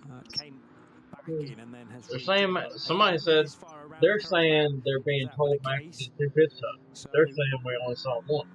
This Didn't even have this time. lap time takes into account the 3 or so Why the minutes, fuck 3 and a bit minutes that car Oh, was no. in pit lane. Then That's exactly what they were the saying. minute or so, which is the normal time to go through sector 1. So the sector 1 timing split actually shows at just slightly more than 4 minutes. And the same can be said for Frank Stippler's Haupt Racing Team Ford Mustang. So Yeah, that it shows still that says car Max is up pitted front. at the end of lap 7. Likewise, the Vulcanhorse Motorsport Aston Martin and the Renazzo Motorsport Lamborghini Huracan, which is an SP9 AM car, and is now being driven by Christoph Breuer. So Breuer in, Dieter Schmidtmann out of that Huracan GT3 Evo 2. Number 786 in the bright yellow. Oh, thank God they got Santa Claus out. I don't know what they do. Racing in the Santa Claus. That's they probably call him there. Position. Respect the culture, you know. Nearing the end of September, so why not wear a Christmas hat, I suppose. Still a little bit too early in my book, but it's gone for the almost full Santa Claus experience, that gentleman. I wonder whether that's part of the adrenaline motorsport. I think those headlights are, and they should be, well the fuck above what is street legal in terms of brightness. Heading towards the end of the lap, and confirmation then that it's because when I'm watching those yellows flash, I'm like, that's. And as it sweeps across the line, should be now the lead car officially. Okay, just remember, 7 minutes 51.5, fastest lap of the race. I'm just trying to remember if that's the fastest ever in an NLS race. I'm not sure I want to take my attention away to try and find that out. But Max Verstappen, this last lap, 8 minutes and 3. However, that involved accelerating away from the pit lane. Clearly going to be longer, but back into lapping, turning right at the opening corner through the sort of what we used to refer to as the Mercedes arena, where it arcs into the left-hander at turn 2, the tighter left at turn 3, and then oh my God, right at turn 4, but then the fastest lap ever recorded in an NLS race is 7 minutes 54 minutes 7 minutes 54 seconds 497. 7:51.5. Almost 3 seconds flat faster than the lap record for this racing series. Very nicely indeed. So Max Verstappen picks him off nice and easily. That is fucking insane. Go on the Grand Prix loop, and then he'll turn double left onto the Nordschleife, and then it starts becoming way there more goes my hero. Watch him as he goes. Started to pick up the speed after a fairly decent length straight, but we had the problem there, didn't we? Early on, we had a code 60 at that corner, but I must say, here we are at this point in the race, just over an hour completed, and people have been behaving very nicely indeed so far. Please do not make that the commentator's curse. Oh, as I say that, suddenly yellow flags have been shown at Marshall Post. Well, that's the shortcut back into the pits, but that's not going to affect our race leader because Max Verstappen has passed those by. Next driver to get there is the driver who's second in the race, and that's Frank Stippler, still on board the Haupt Racing Team Ford. So like Max Verstappen, the race leading Ferrari, he stayed on to do a double stint. Maybe has more scope to do that because the Audi he was going to be driving later in the race came in with front end damage quite some while ago. So maybe his driving that is no longer. I got a Chris going to employ him later this afternoon. So he $1 bill there is a long for whoever list of various comments in to say I'll feed it to the right there. You'll get it. You start leaving some comments. Sprinkle them. Sprinkle them. Question, suggestion, insult. Various 6-minute lap times around this configuration. Clearly, they will not stand. But as for a fastest lap within NLS or VLN, its predecessor, a bit more research is required. It's certainly up there. I'd be surprised if that is a record. But 7:51.5. is a tremendous lap time. Remember, this is on the shorter version of the circuit, mind you. So this morning's time's 8:06.0, but a 7:51, so shaving a further 15 seconds off that. Max Verstappen in the Ferrari. And again, we use different elements of this circuit. For the Nurburgring 24 hours, they don't use the same circuit. You actually have you turn right into the first corner, and then immediately turn left. There's a little cut through, so you don't go through the Mercedes arena. However, you then don't turn right and curtail the Grand Prix loop. You go all the way down. Is it wet right there in that first and then section? work your way back. So So, in 24 hours, we'll have a very different lap Or is it time just a little and damp, lap maybe? record to this version of the NLS. But I tell you what, that 7-minute 51 lap was very tidy indeed from Max Verstappen. And so many laps here, you can put 95% of it right, and then you have a slow zone. We talked about that at the start of the race. Possibly someone else had a moment. The marshals need to be protected. And again, line of sight is so difficult on the Nordschleife. So extra layers of safety are put in so that any rescue crew that has to tidy up an incident is going to be safe. But, you know, as long as the drivers adhere to all the flag signals they're getting, messages from the pits at the points on the circuit when they can get them, then, you know, hopefully things will stay safe. But as long it's such a proviso on this circuit, so extra layers, you know, they're adopted by all the drivers and totally accepting that. But anyhow, take a look. Maybe some of you out there in the world of X can let RSL_studio know what you think might be the fastest lap in this formation. So racing in the Nurburgring Langstrecken series, but 7 minutes 51, we know that's quick, and that is why Max is leading by, at the moment, it was 23, it's now 24 and a bit seconds. Certainly Frank Stippler, who is the gold standard here, is putting in a really good show for Mustang, who scored a first victory here last time out. But Max Verstappen is stretching the advantage, and I'm not sure he's hating any single It's gonna be the first dub Ferrari's gotten all year. Because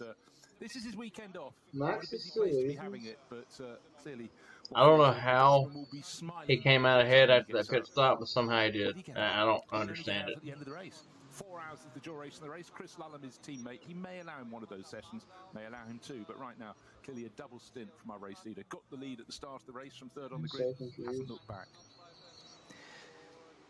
Well, all the more impressive is the fact that that lap time 7:51.5 is quicker than any of the pole laps we've had so far this year, because the quickest pole lap that was set in the opening round for the 70th edition of the ADAC Westfalenfahrt was set by Frank Stippler, and this was a pole time 7:51.530. So we are 16 thousandths of a second faster than that for a race lap. What I have found is in 2022, I think it was 2022, a quicker lap than that still. But that again was a qualifying lap rather than a race lap. I'm not able to dig out as readily as this times from the race. But I can tell you that it was either Axel Jeffries or Michele Di Martino did a 7:50 at the start of 2022. So we have seen quicker laps than that, but they may have only been on the Saturday morning in qualifying rather than the race. Yeah, but again, just going back to qualifying, it's very short.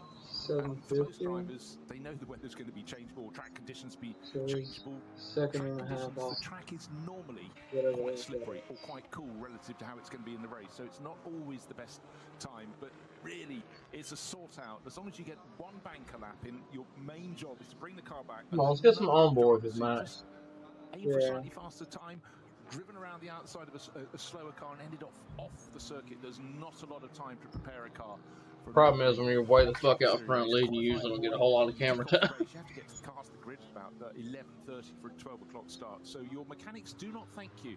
And don't forget, if you drop the car into the barriers at the back side of the circuit, it takes a very long time to get the car back. It is 25-kilometre lap. Think about it. That's 15 miles. And so really heroics are kept in check, but certainly a lap of 7 minutes 50, that is very impressive. So in race trim, well, we'll see. How low can he go? Yeah. We'll find out a little bit. That track's as long as from across at Hamburg. Lap 14 or so.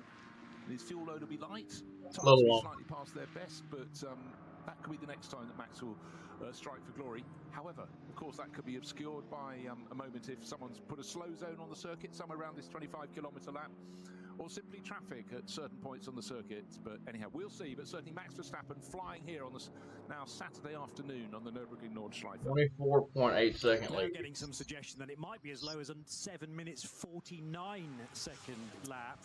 Yeah, that's in my mind. I'm fairly sure someone's crested 7 minutes 50. I thought it was 7 minutes 48 something, but at the moment it's very difficult to go down the rabbit hole to find it. So I'll keep attention on the timing screens and the race action.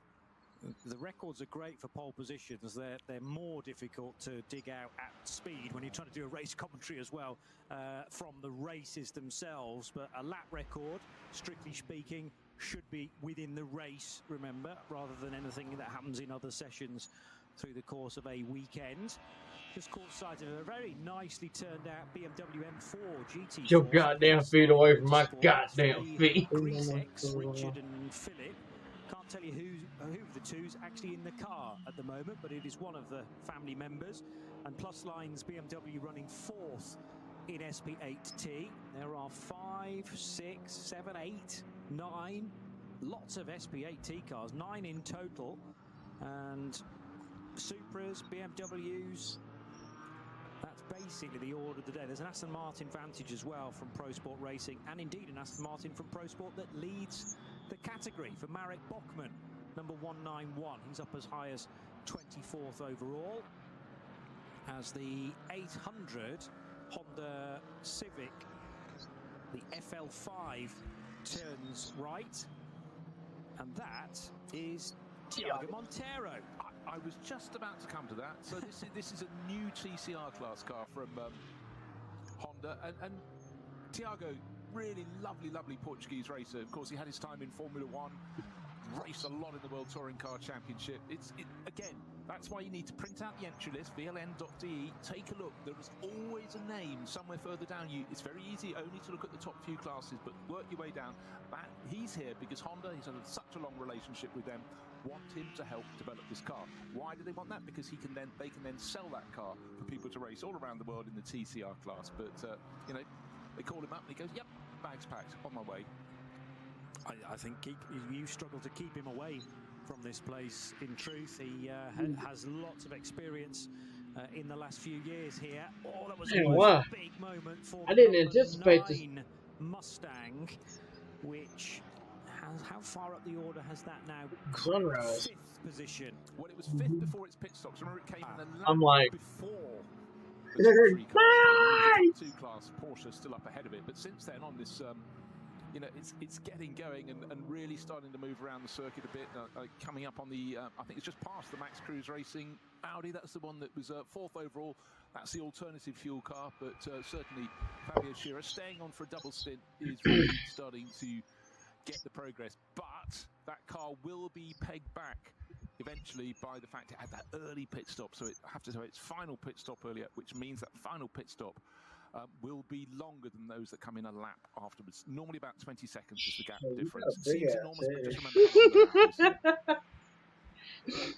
We've even got down I was looking at you, the camera was like, now up for this suggested Just trying to look at time. the 7:49.578 is the latest suggestion.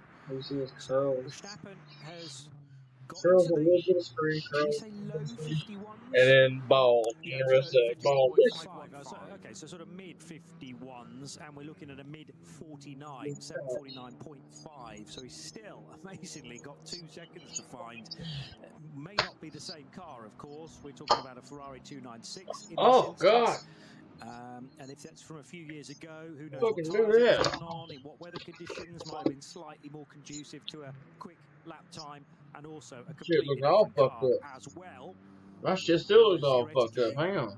The SP9s. When am I gonna tell me my shit looked all fucked? Hang on. Shit. I look all goofy and silly. Hang on. Across the piece, very similar Does that lap help? times, even though different cars will make their time in different positions of the racetrack. Right, if someone's listening for the first time, Motherfucker stroking it to an launcher. it's a performance.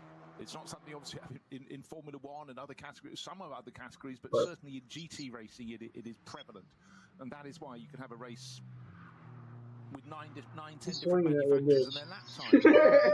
So it should be equal. It doesn't mean they're going to get their performance equally across a lap, but at the end of the lap, their lap time should be very similar. Of course, it's a dark science, a bit of black magic, if you will, but it does mean you have some fantastic scenes. And again, it provides you with a difference of machinery, doesn't it? You've got the sleek 296 GT3 Ferrari, and then the much more raughty, torquey, rumbling sound of the Ford Mustang. Put them side by side, they wouldn't look as though they would race against each other, but they absolutely do. The Aston Martin probably in the middle of that, but then of course you've got the Porsches. You have, actually this weekend we don't have a BMW M4 GT3, they're normally very good. Lamborghinis as well. And I think sports car fans, racing fans overall, just absolutely love having the different shapes of cars. If you had the top 20 drivers in one make of car, it will still be good, but it won't be anything as good. And you know what? A little bit of mark rivalry never hurt anyone. To me, it's the essence of motor racing in so many ways. But balanced performance is something that we have. You do not have it in the World Championship for Formula One, but you have it in many, many other categories. And to me, it makes an element of sense. Well, that is why somebody like Stefan Rattel, behind the global category of GT3, has been so successful year in, year out. Because, I mean, take, for example, the World Endurance Championship, not an SRO championship, but has adopted the GT3 rule set in effect, turning it into LM GT3. But this weekend in Fuji, there are 9 different manufacturers: Aston Martin, Ferrari, BMW, Chevrolet with their Corvette, McLaren, Mercedes, Ford, Lexus and Porsche. We haven't quite got the variety this weekend at the Nurburgring, but you know, those cars were never designed to be the same speed, the same specification when you buy them for the road. But we want as much variety as possible, so then you've got to say, well, just picking one car doesn't mean you're going to win every single race, otherwise everybody would only buy that one car. Keep the variety, keep it even, and keep it possible to win a race in regardless what car you've chosen. Yeah, exactly, and that's why, you know, events like Spa 24 Hours, the Nurburgring 24s are chock full. All the manufacturers stack the grids, and you know it's great. If you love Lamborghinis, don't like seeing beaten by Ferraris, they start on an even footage. One little element you didn't touch on there is the fact that actually there is a price difference, because mysteriously, you know, some makes, even though their cars balance at the same level, Ferraris, so many people want to race Ferraris, they always tend to be the more expensive end of the scale. Audi tend to be the bottom. Double wave yellows around the circuit. This happens really quite a lot, and that's the warning for the drivers. As they're coming up on a corner, they won't be able to see around the corner. If they see the wave yellow flags, they have to be prepared to back off the pace. Course vehicle on the left, and the car nose into the barriers, so they'll be checking the barriers are safe, removing the car. That's on one of the Just rare price. broad. Well, because there's a demand. Yeah, I get you. The lap. It's, I did there's hear very that. little out beyond. So that's Flansgarten. In fact, I think that's just been cleared now. Again, they clear them as fast as they can, but the notification to the marshals and then they pass it on to the drivers is trouble up ahead. You can't see very far ahead. Trust us, we can.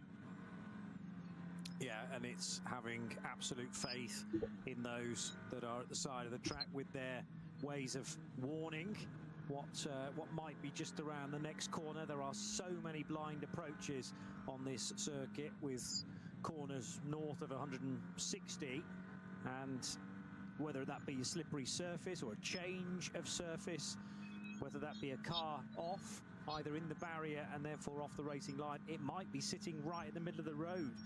And you always have to be aware of the severity of the warning. Is it one of those where you need to slow down and be prepared to stop, for example? Double waved yellows mean that. Certainly a code 120 and a code 60 means that as well.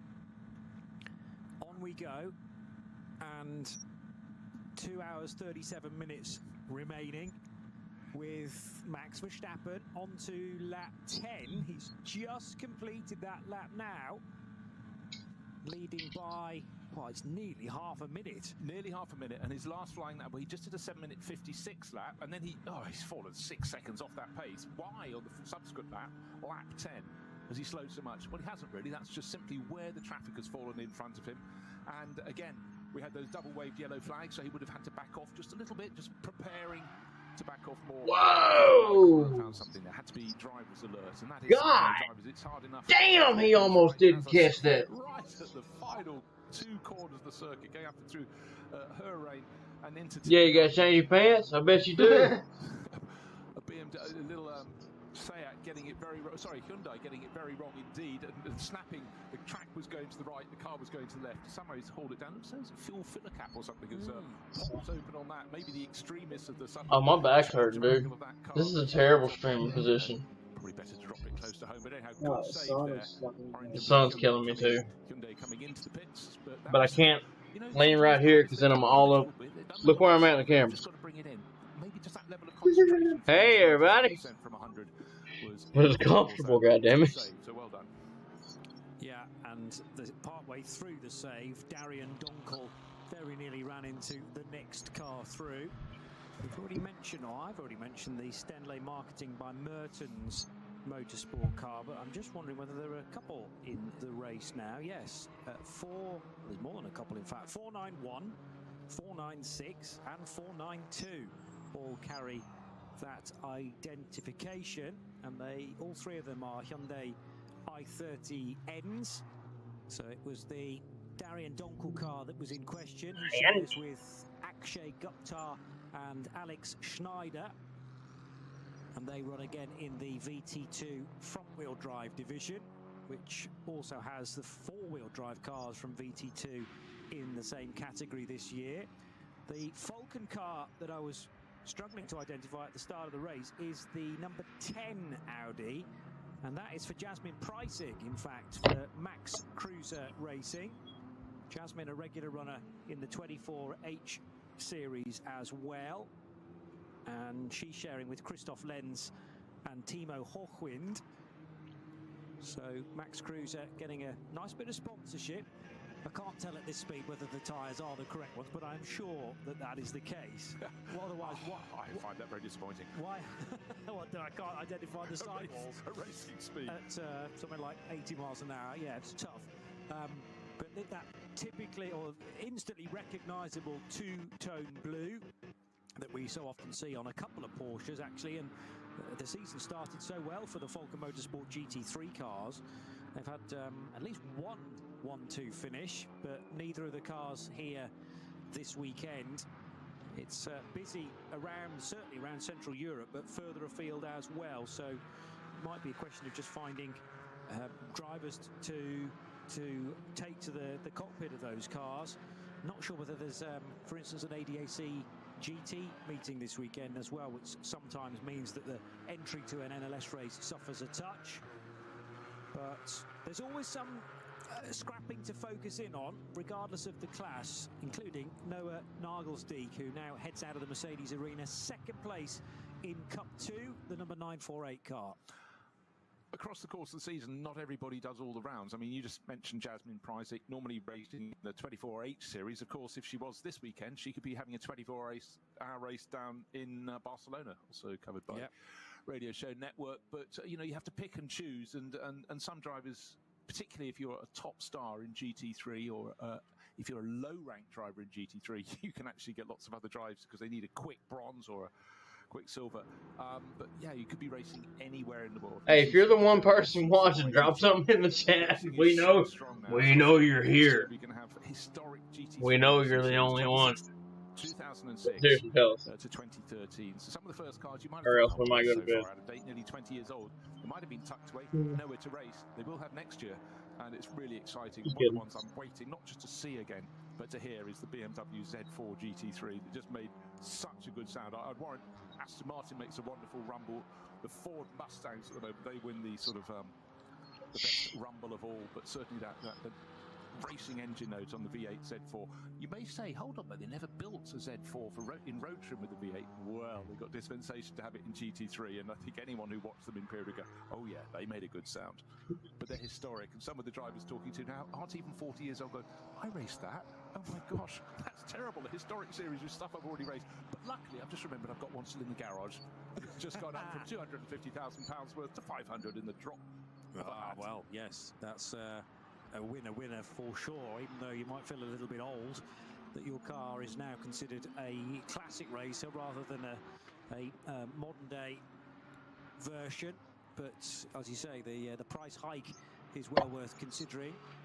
GT Motorsport BMW 330i for Lutz Horst is just going through the Mercedes arena, together with the 347 Toyo tyres with Ring Racing car. That might be a pass for position, 347 on 927. Yeah, it was indeed. That was Van Roon being passed by Mark Canaricci. I just want to 43 seconds out front. Our race leader, Verstappen, still in the lead. Yep, we know that. He gained, get this, 15 seconds or as near as over Frank Stippler. So suddenly just being around 29 seconds, he's now 43 seconds clear. Chris Lullen in the pits must be going, I'm going to get this car. This is quite phenomenal what I'm being offered. I don't think the performance is going to drop away when Chris gets on board. He's been racing one of these 296 GT3 Ferraris all season long, going better and better. Took an outright victory in a 1-hour race at Valencia last weekend. However, there was one little mismatch with improving time under a yellow flag. Quite hard to say. It was his first flying lap. Okay. He come out of the pits, driver change, took it over from Thierry Vermeulen, who normally shares with him. And Thierry's I think it's because everybody was looking for an English broadcast on the other one. And now there is an English broadcast, so they're probably all just going straight to that instead of coming here. But they did win the championship. But so Makes sense. Is an absolute star. But certainly, so is Max Verstappen. That lead. And I'm just looking at the first part of this lap. Is he stretching the advantage? Sector 1, yes. Sector 2, yes. Sector 3. So at this point, he's really in a sweet spot in that Emil Frey Racing. Verstappen.com Ferrari, 43 seconds clear and going away. Is there a problem in terms of performance for anybody else? No, not really. It's just simply the pace of the Flying Dutchman at the moment. The Mustangs now in second and third positions. They can't match him. They're separated by 20-something, 26 seconds. But bear in mind, the number 9 Mustang, Fabio Scherer, pitted a lap earlier for that first pit stop. So he's artificially close to the sister car of Frank Stipper, the number 6 Mustang. When it gets to their final pit stops, he will do his pits. The number 9 car will come in a lap earlier, and that's the difference of about 20 seconds. So he really needs to get in front of Frank Stipper, but that's not happening. Couple of messages from race control I'm just spotting. The first of them for the 949 Cup 3 Porsche, and that is currently being driven by Stefan Bayer, and that's just an investigation at the moment, but a pit lane under investigation, so they'll either be speeding or too many people perhaps working on the car during the stop. The 140 car, which is, bear with me, the Dumoulin Pro Sport Racing Aston Martin. Now, it is an Aston that still leads SP8T Sport, but that is not this one. That's the second car, number 140, 6th in class. But that's going to have to do a stop-and-go penalty for 5 seconds.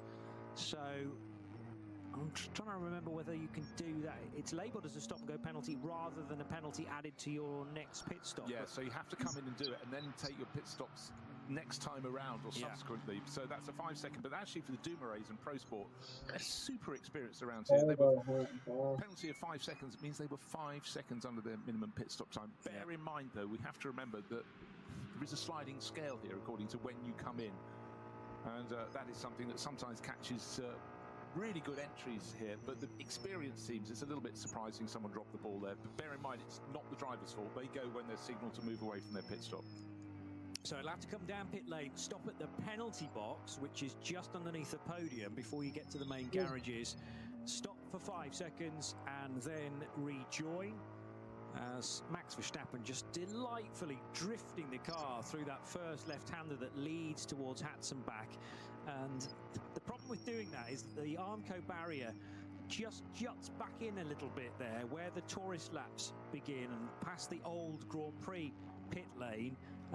And you well, again, I'm sure he knows this place so well, probably from a sim, first of all, and then getting the ring license a few weeks ago. So he will know where parts of the track are compromised.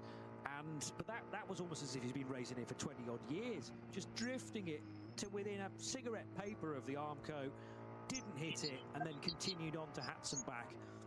Unflustered by it all as he goes to the high side now at Flugplatz of one of the Porsche Caymans in the midfield. Yeah, but he was very clever. He waited his time, had to be absolutely sure. No one's very close to him. He's got a real margin over the 2 Hout Racing Team Mustangs. He can afford to be a little bit cautious from time to time. Just wants to be sure the driver of the car in front of him that will be lapping, you know, effectively, what are we talking, about 30 seconds a lap slower than him, has seen him. There's no point going off. He's driven so hard for, well, getting on for an hour and a half, just over an hour and a half now. But that margin is very impressive. And every timing sector, his Ferrari is pulling clear of the 2 Mustangs. They are the best of the rest. And the Morgenhorst Motorsport Aston Martin, by the way, had a much longer pit stop. And it had, like, how did we just know Max was going to do this? Like, granted, it was a matter of him showing up and actually doing it, but we knew he was going to do it. Talking of challenges, I'm just wondering. And here he is, doing it. Verstappen, having really enjoyed this, which it looks so he is from the way he's throwing that Ferrari around, comes here, does the Nurburgring 24 Hours next race. Do you reckon another year or 2 beyond that, you go, Monte Carlo Rally? Why not?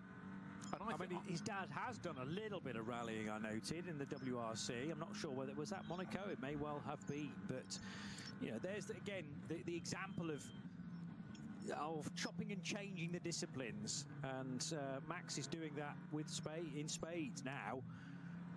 With a chance to see him in at least one 24-hour race, and once he does one, he'll want to try and sample them all. Well, look, he's not that busy in January, so let's just use ink and put the Daytona 24 hours in. Just imagine, you know, for Max, he gets 3 Grand Prix a year racing on the North American scene. Well, 4 if you include, obviously North America includes Canada, so Montreal as well. But, you know, to go to the fabled circuits like Daytona, that'd be something really special. I'll tell you what, why don't people draw up Max's dream season? I know 24 Grand Prix is an awful lot, but there must be some weekends where he doesn't want to really sit at home or do anything or play with his family. Go racing or go having some competition. I'm sure you can come up with some very good suggestions. RSL_studio in the world of X, known to me as Twitter. But yeah, I mean, the dream list. But just remember, in the 1950s and 60s, your Grand Prix stars of the day would turn up at a race meeting. They'd do the single-seater race, probably a non-championship Formula One race, that would be, because, of course, were many of those each season. In fact, those days, you only had about 9 Grand Prix a year. Imagine that. Now we've got 24. But then, of course, they'd also do the sports car race, the saloon car race as well. Anything that paid prize money, that's how they got their salary. Their salaries were nowhere near what they are now. But for the people racing in those championships, they might go, oh, here comes someone who's going to beat me. But no, you're racing against the superstars. And if that was Jim Clark, you knew he was the absolute zenith of the sport. And the fact he could win at all those levels, well, I'll tell you what, in 1968, when Jim just inexplicably, you know, was killed in a Formula 2 race, a Little League Formula 2 race, relative to what he was doing at Hockenheim. A lot of his rivals were competing in the sports car race at Brands Hatch. Just went, oh my God, if it could happen to Jim, it could happen to any of us. And they were very, very much more dangerous days back then. In fact, the circuits were a little bit, well, like the Nurburgring Nordschleife now. Of course, it's better, the barriers are there, but, you know, the proximity of trees. And think about Spa-Francorchamps when it ran into the neighbouring valley and that long climb from Stavelot flat out through Kinks. With the only one that's left on that climb is Blanchimont, and you still, when you think of a lap of Spa-Francorchamps, think Blanchimont. Yeah, you know? Yeah, that is the close your eyes and hope you come out the other end. And there were so many of them on the longer lap at Spa. Oh, and of course I forgot to mention there were no barriers; there were just trees. Houses, mere details. Yes, yeah. the Master Kink. Oh yes. Indeed. I've driven through there on the road, and you think, how on earth did they go through at the speeds that they used to? But yeah, there is still some opportunity to wedge a few extra races in for some Formula One stars. It need not just be Max Verstappen, surely. And no, the more the merrier. Maybe that bug will work its way through the F1 paddock generally to open one or two other people's eyes to racing elsewhere. Just caught sight, by the way, of the purple and white Porsche Cayman for the Adrenaline Motorsport Team Manhattan Wheels crew of the Korn family. Ulrich, Tobias and Daniel. They are running second in V5 and trying to close in on the 447 car, which is likely to be another Porsche. It is another Cayman for the team nameless crew. And Alexander Müller, Christian Weber, Jan Weber and Torsten Kray continue to lead the V5 part of the order. I'll tell you who's impressing me at the moment is Alexander Hart. He's third in the Cup 2 class, carrying one of our cameras around the circuit. Black Falcon team Zimmermann. Black Falcon, long-term sponsors of many things around the Nordschleife. They have various teams carrying their colours, but he's lapping faster than David Yarn, who's leading the class. And I tell you, for the past decade or so, David Yarn has been, you know, the sort of yardstick, the benchmark, if you like, in this category. So that is impressive. It's good to have different names coming in and showing their hand. Either of those laps last time around was 2 seconds faster for Alexander Hart. We know they could have, someone could have moved out of the way to let the front runners like Max Verstappen come through, lost a bit of momentum, or they could have been caught behind other traffic. But you take each lap as it comes. And certainly that was good to see Alexander Hart showing some form. He's still down third in class. His next target is not too far ahead. It's the 948 Cup 2 entry. We've seen quite a lot of that in the course of the race. But yeah, he's hauling that in at the moment, and that's Noah Nagel-Diesk at the moment in that. And a car that's, well, actually, you say no, it's not. It's Muller. I beg your pardon. Only because he's on an outlap now. So that driver change has just happened. And Tobias Muller takes over the 948 car. They have gone through their full driver lineup very swiftly indeed. So that suggests to me that Tobias Muller might even be doing the closing stint. But they've done a lot of stops. You know, Carlos Rivas started the race. They were one of the group that pitted very early after only about 5 laps, which is still puzzling for me. Yeah, definitely. Noah Nagelsdijk took over. That, again, feels like quite a short stint. And now Tobias Muller is in. So have they all just decided we'll shorten the stint? We're not that too concerned about where we finish, just to make sure that everyone gets some driver time? Or do they genuinely think this is a good strategy to be taking? Because I suppose you're spending less time in the pits, but at the same time, you know, when you map it all out from a net perspective, it's got to be slower than their fellow Cup 2 runners. They're all quick drivers in that car, though. Well, that's the difference. I still can't quite work it out. You don't see Cup 2 class cars doing that. Maybe there is good reason, but I can't for now just work out what that is. No, and I'm not sure that their near rivals are necessarily doing that, although I notice Arne Hofmeister's now in the 921 as well. And Arne Hofmeister is the 3rd driver within that too. The other thing that's just starting to enter my mind is, have the fuel tanks been closed up? I.e., are the Cup 2 Porsches now in the latest balance performance got nothing like the fuel reliability or fuel mileage that we are used to them having over the last 5 or 6 seasons? So, that's a very good point. You have to keep on your toes with all of that. But they're nowhere close to an SP9 stint length, if that is the case now. We're talking 5, maybe 6 laps at best, and then the cars have to come in. But that might be a deliberate decision by the organisers to make sure that the Cup 2 cars aren't in the way and tripping up the SP9s. 55 seconds is now the gap between Max Verstappen. He's in a hurry. And then Frank Slipper. So the Emerald Fry Racing Ferrari. What's the hurry? Bashing out quick laps, and there was a sector midway through the 25 kilometre last lap in one of the 5 timing sectors alone. 6 timing sectors, 5 seconds gained in that point. It's the equivalent of taking a second in one of the timing sectors around a normal Grand Prix length of track. But the lap times, well, they've fallen to 8 minutes 13 last time around for Max Verstappen. No, it's not a crisis, because he hasn't suddenly lost all the pace, because remember, he's lapped 7 minutes 51. That is simply yellow flag areas. We've had some recently at Flansgarden, just being cleared. Flansgarden is about 2/3 of the way around the lap, where it's really serious. Fabulous stretch of track, so many fabulous stretches, but that bit through Brunchen, Flansgarden, and then over to Schwalbenschwanz, it is very, very quick and very, very twisty. Factor in as well, if you will, track is going up and down, and I think this is the key reason to why Max Verstappen wants to come and race here. I will say that on lap 11 alone, Verstappen gained 8 seconds, though, and that has to be to do with yellow flags as well as his pure pace.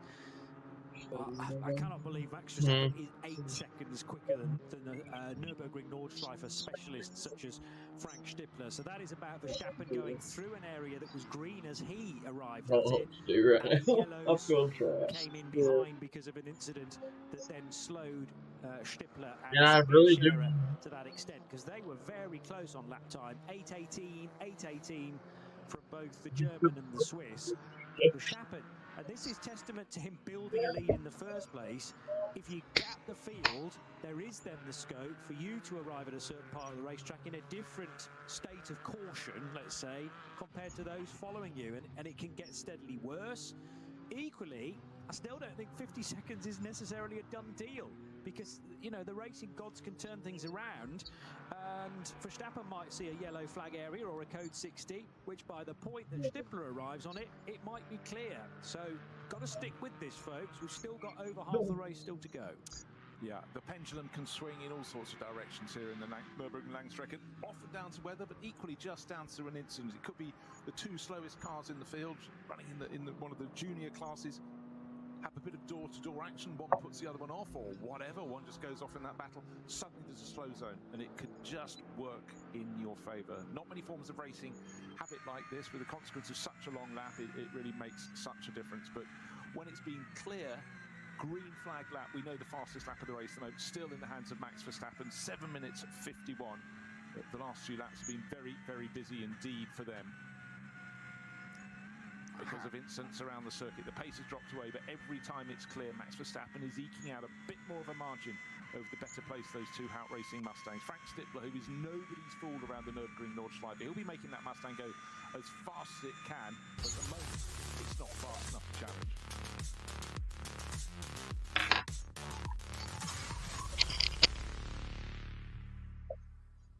Cheering.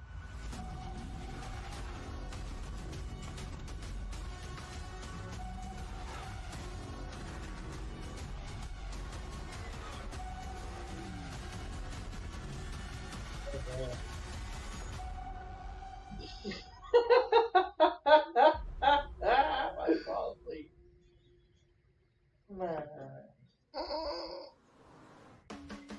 Hey, I did not expect this. Oh. Yeah.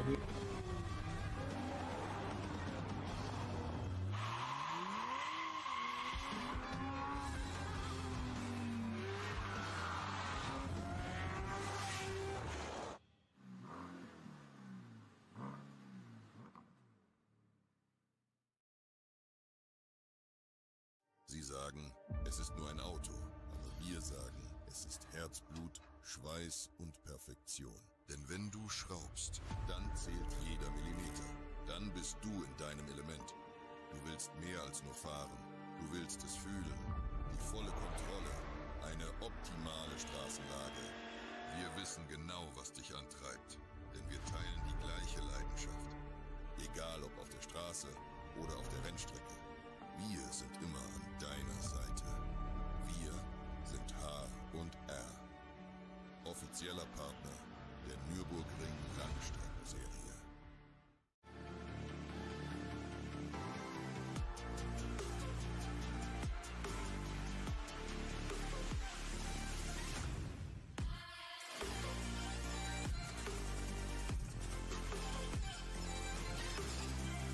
Faltenreifen.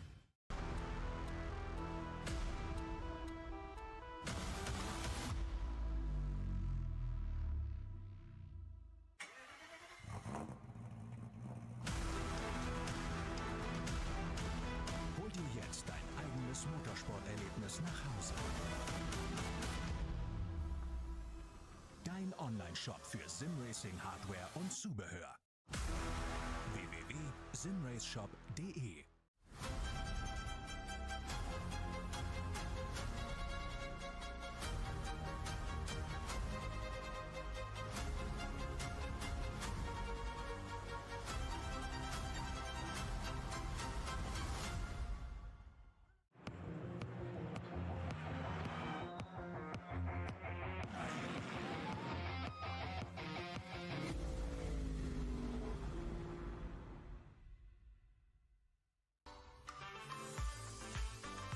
Liebe Fans, Lovely fans, besucht uns auf unseren Social Media Kanälen. follow us Auf Facebook, Instagram. YouTube and TikTok. Willkommen bei der NLS.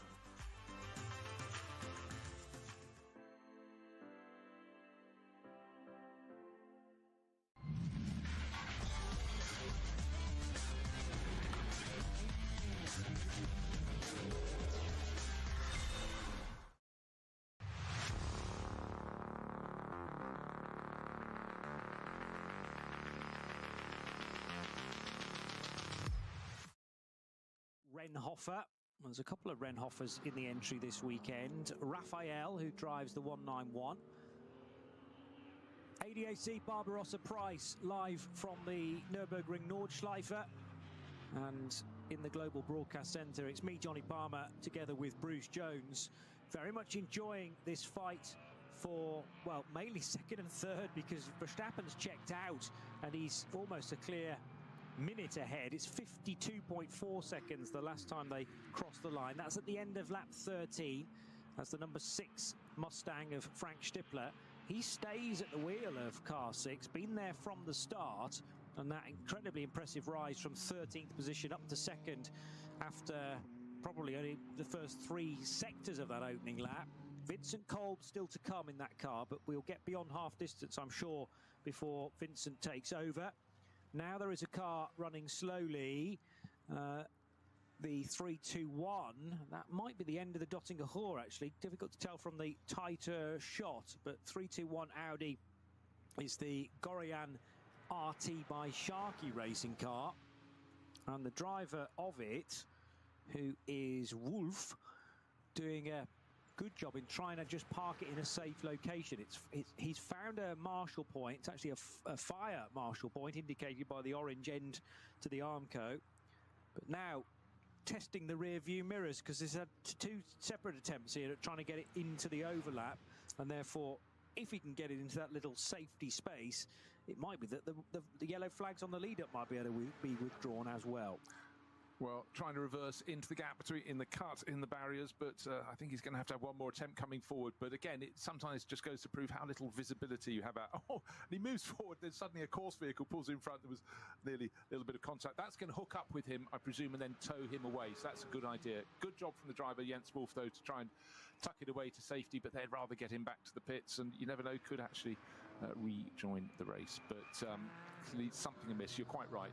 There's lots of markings on the circuit. People have been known to get on and draw the names of their favourite drivers at various points around the track, and at certain points, these are around middle part of the lap. Whipperman and corners like that where you can get a bit of air in the car. People put land here, another little quitch, because there are various points around the Nordschleife where we can get all 4 wheels off the deck. And then, of course, you're normally met immediately by another corner, so it's not always the best of ideas. And certainly when people do what we call tourist laps, so they turn up, pay their money, and get to drive around the Nordschleife. Yeah, it seems incredible, doesn't it? They certainly have corners that you do need to learn. Best thing is do a sight a lap or 2 before you start to open up the pace. But I really urge anyone with racing blood in their veins to, at some point in their life, make their way to the Eiffel Forest, here to the Nurburgring, and have a go around the circuit. And for a lot of you, you won't believe it. And back in COVID, when racing was largely digital until we got cars back on track, a lot of people looked at the digital Nurburgring Langstrecken series, sim racing series, and couldn't believe it was actually a real track. They thought it was made up of various sections of other great circuits around the world. It is real. It's very, very real. Trust me. Just catching sight prior to the 500 Manhattan Wheels BMW of the WNS Motorsport Porsche 718 Cayman, currently being driven by Leon Duca. And Duca is a teammate of Joshua Bednarski and Laurens Stegman in the other Porsche, which started from pole position. So you've got 961, which is one part of the WNS Motorsport entry. 962 is a pro car, and that car led Group 2 away at midday this afternoon. Cup 3, not Cup 2, but Cup 3 is still being led by, bear with me as I scroll up the screen, yeah, still that 962 car. So they led away in the WNS Motorsport car and have stayed there since then. Lorenz Stegman, who has been putting most of the lap times in, it just shows that the lap time set in qualifying this morning was not a fluke to have stayed there at the head of a very competitive class. Heiko Eichenberg trying his level best to get close to that car, but the separation between the two in Cup 3 is about 20 seconds. Right, some cars coming in for a second pit stop, including Klaus Abelen. Bear in mind, he's planning to do the whole race solo for a driver who was born in 1960. So let's do some maths and call him 65 for sake of argument. White and red, running still with the Fricadelli Racing livery on board. Is he going to do the whole race, or is he going, I'm just going to do the first couple of hours and have a spot of lunch? But Klaus loves this. He's invested so much in his racing career in the Nürburgring, but his Ferrari being pivoted around, so I would suggest he's not planning to get out just yet. So 2 hours of racing or thereabouts, 2 hours and 6 minutes remain. But however, of course, if you're talking Ferrari 296 GT3s in this race, you have to talk about Max Verstappen. He'll probably be coming in next time around, or possibly the time after. Normally have a 7-lap opening stint. That is precisely what he did. An 8-lap secondary stint, which will take us up to 15 laps. But the first of the cars that came in from the top class of this race. The SP9 class on the at the start for the first round of pit stops was at number 9. That's the one that Fabio Scheirer's got up into 3rd place. He's artificially, if you will, closer to 2nd place than Frank Stippler in the sister car, but that first pit stop for him was shorter. So in terms of real pace, Frank Stippler has got the advantage, but we will see. But I would expect Scherer to be in from 3rd place next time around. Good lap times from all those cars, in actual fact, whereas Verstappen, well, he wasn't hanging about, still got beneath the 8-minute marker. So very similar pace being shown now by those top 4 cars as Abelan's pit stop continues. Other cars peeling off at the end of their latest stints include the 2 I've just mentioned leading Cup 2. So the 900 and the 901 cars are in. It's going to be a bit longer before the Cup 3s arrive on the scene, though. Equipe Vitesse Audi back out again. In fact, that car is not on an outlap. It's working lap 14 currently with Heinrich at the wheel. That is one of the SP9 AM cars. And it didn't exactly struggle in qualifying earlier on, because you have to always take into account the driver makeup of car 50 and others in the SP9 AM division. But they weren't in the top 20, for example. Now that car is in the top 20, however, and 3rd in SP9 AM. So chasing down the Abelan Ferrari and Christoph Breuer's 786 Renazzo Lamborghini. Yeah, that's running well, the Renazzo car, 6th place overall. Right, last time around, Max Verstappen got very close to his best lap of the race. He was 7/10 of a second down, so that made it 7 minutes 52.2. This lap, lap 15, is probably the one he brings it into the pits. But otherwise, that will probably be his best tilt at improving on his fastest lap. But there were yellows at various points around the circuit. Now I think we're clear, we're green the whole way around. But certainly Max pressing on big time. And again, bit by bit, just dropping Frank Stippler, who's running 2nd for Ford in the Hout Racing Team Mustang, who in turn is just easing away from Fabio Scherer. But Scherer should be in for his 2nd pit stop at the end of this lap, just waiting for that to go onto the board. Well, it was an excellent 2nd sector from Verstappen, quicker than anybody else has managed in the race so far. So that is a new fastest lap. No, sorry, not new fastest lap, but nevertheless, a 7:52 is significantly quicker than the 3 cars in the race. The 900 car, which is the Hart-driven, or now Rosenberg-driven Black Falcon Team Zimmermann Porsche. So Hart got out, Mike Rosenberg taking charge, and well, what about the fight between the 2 Cup 2 Porsches? As they both pitted, there was less than half a second between them, and I just wonder whether they re-emerged basically together, but this time with 901 up ahead, reaching the end of the Hatzenbach section now, and towards Kittelbacher Hohe, which is the racetrack going over the public road. And now Flugplatz, the double right-hander, but that looks suspiciously like Grutter and Rosenberg have switched positions in the pit stop.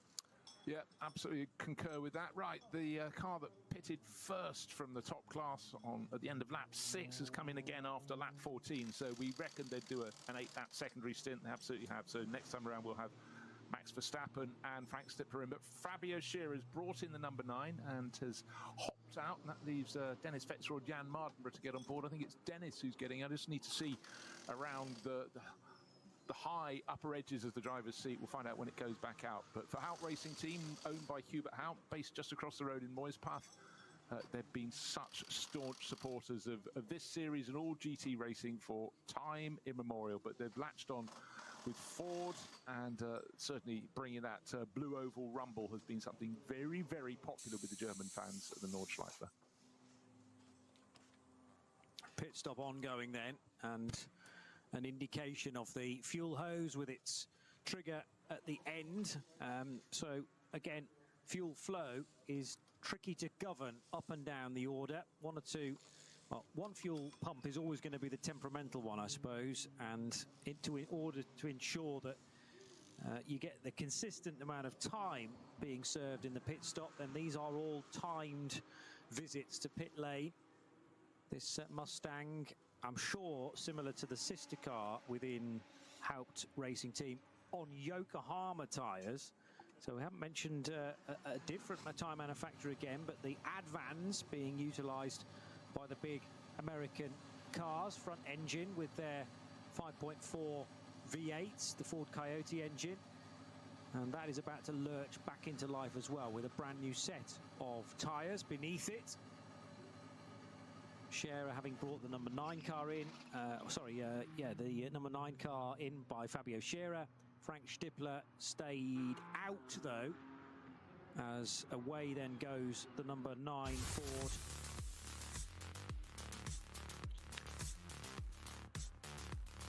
Two hours to go on RS3, part of the Radio Show Limited network of channels, reaching half distance.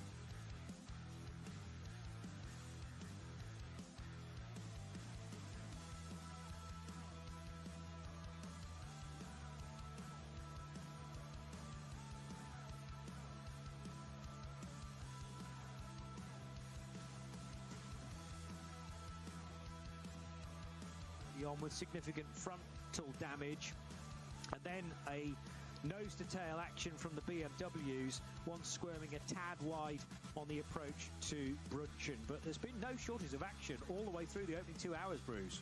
It's been fantastic.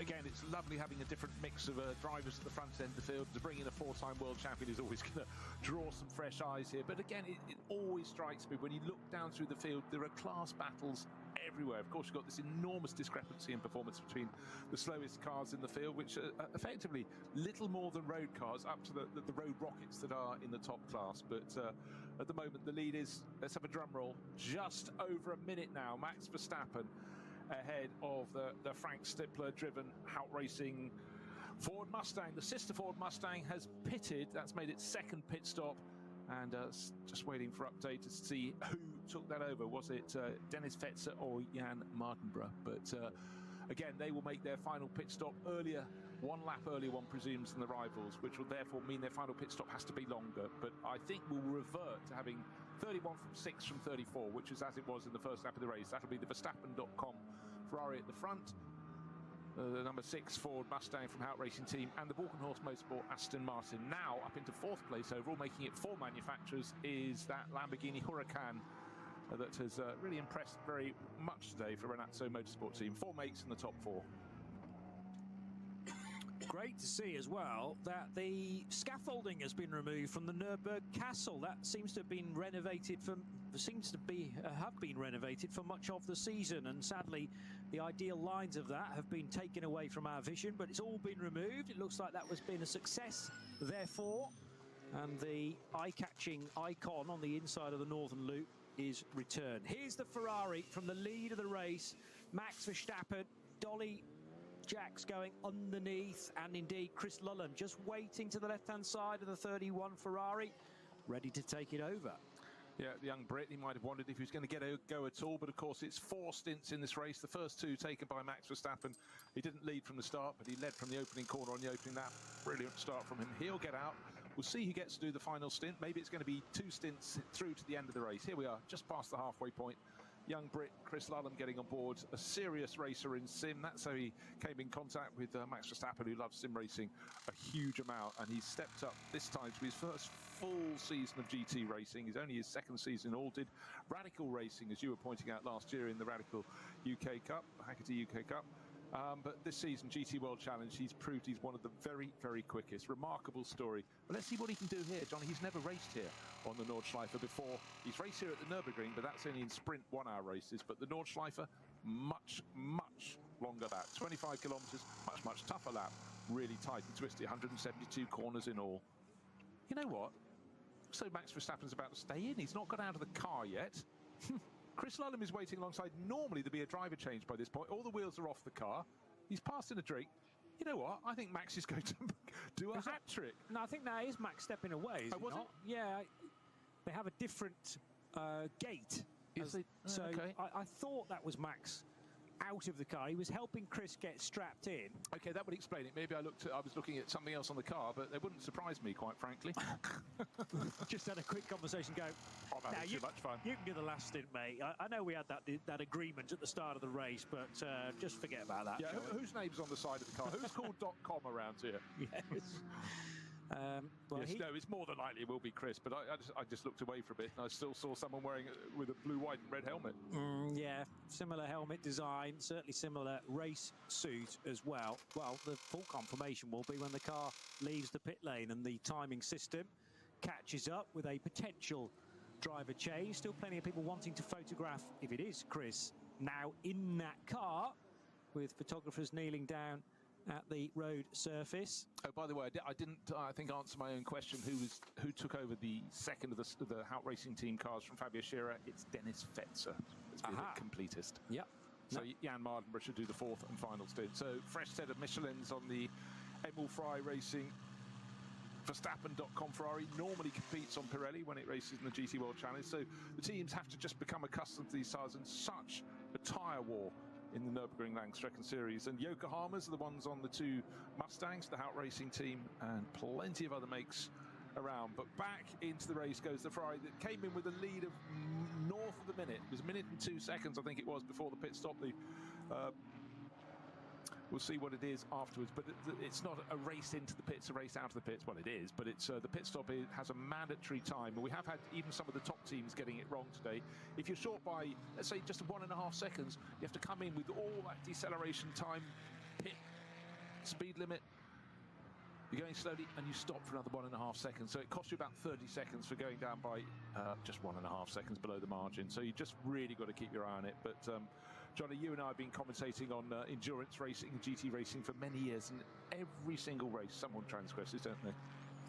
I mean, you know, the most experienced can still fall foul of that rule, and it just shows you how hard so many of the drivers are pushing. Teams can make mistakes as well when the time pressures of a stop clock are there, ever present. So still yet to, on our timing screen, trigger even just the out lap, but clearly the Ferrari is back in the race. What I'd ideally like is confirmation that there was a driver change. He's out. There we go.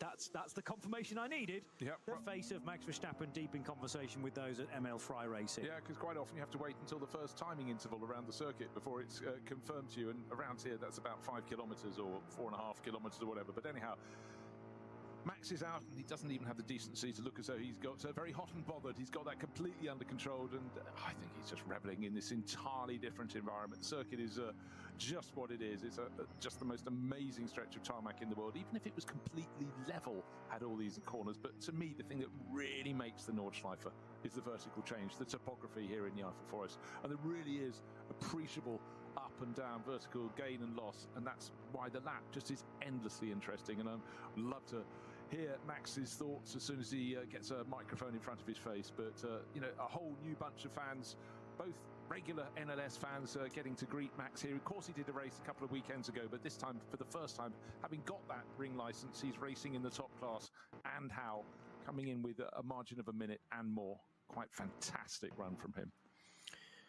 And okay, he's done half the race, but bear in mind how much time that actually is. It's 2 hours. There's very rarely a Grand Prix that is that length of time.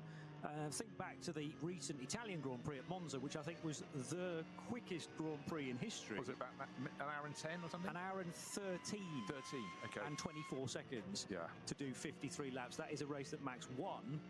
And yeah, he's just been at the wheel of that car. Okay, there was a pit stop partway through, so take away 3 or 4 minutes for the stop itself. But you're still talking an hour and 55 minutes to be at the wheel of that car.